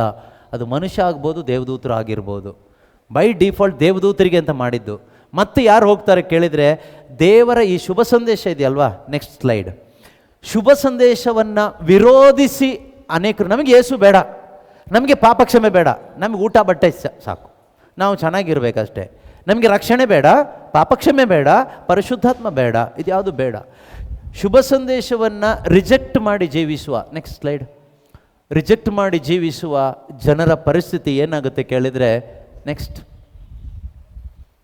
ಇದು ದೇವರು ಶುಭ ಸಂದೇಶ ಕೊಡ್ತಾರೆ. ಈ ಶುಭ ಸಂದೇಶ ಮನುಷ್ಯನಲ್ಲಿ ನಿತ್ಯ ಜೀವಕ್ಕೆ ಬೇಕಾದ ವಿಶ್ವಾಸ ಮತ್ತು ಮಾನಸಾಂತರ ಉಂಟು ಮಾಡುತ್ತೆ. ಈ ಶುಭ ಸಂದೇಶವನ್ನು ನಾವು ತಿರಸ್ಕಾರ ಮಾಡಿದರೆ, ದೇವರು ಕೊಡುವ ರಕ್ಷಣೆಯ ಸಂದೇಶವನ್ನು ತಿರಸ್ಕಾರ ಮಾಡಿದರೆ ಅಂಥವರಿಗೆ ಈ ಜಾಗ. ಆದ್ದರಿಂದ ಪ್ರೀತಿಯ ಸಹೋದರ ಸಹೋದರಿಯರೇ, ದೇವರ ಈ ಒಂದು ರಕ್ಷಣೆಯ ಸಂದೇಶವನ್ನು ನಾವು ಸ್ವೀಕಾರ ಮಾಡುವಾಗ ನಾವೇನಾಗ್ತೀವಿ ಕೇಳಿದರೆ, ಈ ಸೈತಾನನ ಸಾಮ್ರಾಜ್ಯದಿಂದ ದೇವರ ಸಾಮ್ರಾಜ್ಯಕ್ಕೆ ನಾವು ಶಿಫ್ಟ್ ಆಗ್ತೀವಿ. ದೇವರೇ ಶಿಫ್ಟ್ ಮಾಡ್ತಾರೆ. ಯಾರನ್ನ ಶಿಫ್ಟ್ ಮಾಡ್ತಾರೆ ಕೇಳಿದರೆ, ದೇವರ ರಾಜ್ಯದ ಸಂದೇಶವನ್ನು ಆಲಿಸಿ ಅದರಲ್ಲಿ ವಿಶ್ವಾಸ ಇಡುವ ಪ್ರತಿಯೊಬ್ಬರು ಏನಾಗ್ತಾರೆ ಕೇಳಿದರೆ, ಈ ಕಡೆಯಿಂದ ಈ ಕಡೆಗೆ ಬರ್ತಾರೆ. ಅವರ ರಾಜ ಯೇಸು ಆಗಿರ್ತಾರೆ. ಯೇಸು ಕ್ರಿಸ್ತನ ಆ ಒಂದು ಆಡಳಿತದಲ್ಲಿ ಅವರು ತಮ್ಮ ಜೀವನವನ್ನು ಜೀವಿಸ್ತಾರೆ. ಅವರೇ ನಿಜವಾದ ಕ್ರೈಸ್ತ ವಿಶ್ವಾಸಿಗಳು. ಅವರು ಕ್ರಿಸ್ತನಿಗಾಗಿ ಬದುಕ್ತಾರೆ, ಕ್ರಿಸ್ತನ ಇಚ್ಛೆಯನ್ನು ಅನುಸರಿಸ್ತಾ ಬದುಕ್ತಾರೆ. ಆದ್ದರಿಂದ ಅಂಥ ಒಂದು ಸೌಭಾಗ್ಯ ದೇವರು ಎಲ್ಲರಿಗೂ ಕೊಟ್ಟಿದ್ದಾರೆ. ನಾವು ಮರಿಯಳಂತೆ ಉತ್ತಮವಾದದನ್ನು ಆರಿಸ್ಕೊಂಡ್ರೆ ನಾವು ಭಾಗ್ಯವಂತರಾಗ್ತೀವಿ. ಎದ್ದು ನಿಂತ್ಕೊಳ್ಳೋಣ, ಪ್ರಾರ್ಥಿಸೋಣ. ಪ್ರೀತಿ ಸ್ವರೂಪನಾದ ದೇವರೇ, ನಿತ್ಯ ಜೀವದ ಸಂದೇಶವನ್ನು ನೀವು ನಮಗೆ ತಿಳಿಸಿಕೊಟ್ಟಿದ್ದೀರಿ. ಯೇಸುವೆ, ನೀವು ನಮ್ಮ ನಿಜವಾದ ಅರಸರಾಗಿದ್ದೀರಿ ಸ್ವಾಮಿ. ನಿಮ್ಮ ಒಂದು ಆಳ್ವಿಕೆಯಲ್ಲಿ ನಮ್ಮೆಲ್ಲರ ಜೀವಿತಗಳು, ಕುಟುಂಬಗಳು ನಡೆಯುವಂತೆ ಆಗಲಿ ಅಪ್ಪ. ಯೇಸುವೆ, ಆದಾಮನಲ್ಲಿ ನಷ್ಟಪಟ್ಟು ಹೋದದ್ದನ್ನು ನೀವು ನಮಗೆ ಮರಳಿ ತಂದು ಕೊಟ್ಟಿದ್ದೀರಿ. ದೇವರ ಜೊತೆಗೆ ಇದ್ದಂಥ ಆ ಸಂಬಂಧ ಆದಾಮನಲ್ಲಿ ಕಳೆದುಕೊಂಡವರಾಗಿ ಬದುಕುತ್ತಿದ್ದ ನಮಗೆ ಯೇಸುವೆ, ನಿಮ್ಮ ಶಿಲುಬೆ ಮರಣದ ಫಲವಾಗಿ ದೇವರೊಂದಿಗೆ ಮತ್ತೊಮ್ಮೆ ಸಂಬಂಧ ಹೊಂದಿಕೊಳ್ಳುವ ಕೃಪೆಯನ್ನು ನಮಗೆ ಕೊಟ್ಟಿದ್ದೀರಿ ಅಪ್ಪ. ಅದಕ್ಕಾಗಿ ನಿಮಗೆ ಕೃತಜ್ಞತೆಯನ್ನು ಸಲ್ಲಿಸ್ತಾ ಇದ್ದೇವಪ್ಪ. ಪಿತನೇ, ಒಂದು ಸೌಭಾಗ್ಯವನ್ನು ಎಲ್ಲರೂ ಹೊಂದಿಕೊಂಡು ಸ್ವರ್ಗ ಸಾಮ್ರಾಜ್ಯದ ಪ್ರಜೆಗಳಾಗಿ ಪ್ರತಿಯೊಬ್ಬರು ಜೀವಿಸುವಂತೆ ಆಗಲಿ ಅಪ್ಪ. ಈ ನಿತ್ಯ ಜೀವದ ಸಂದೇಶ ಪ್ರತಿಯೊಬ್ಬರಲ್ಲಿಯೂ ಸ್ವೀಕಾರವಾಗಲಿ ಅಪ್ಪ. ಯೇಸು ಕ್ರಿಸ್ತರ ಮುಖಾಂತರ ಪ್ರಾರ್ಥಿಸಿದ್ದನ್ನು ಹೊಂದಿಕೊಂಡಿದ್ದೇವೆ ತಂದೆಯೇ. ಆಮೇನ್, ಆಮೇನ್.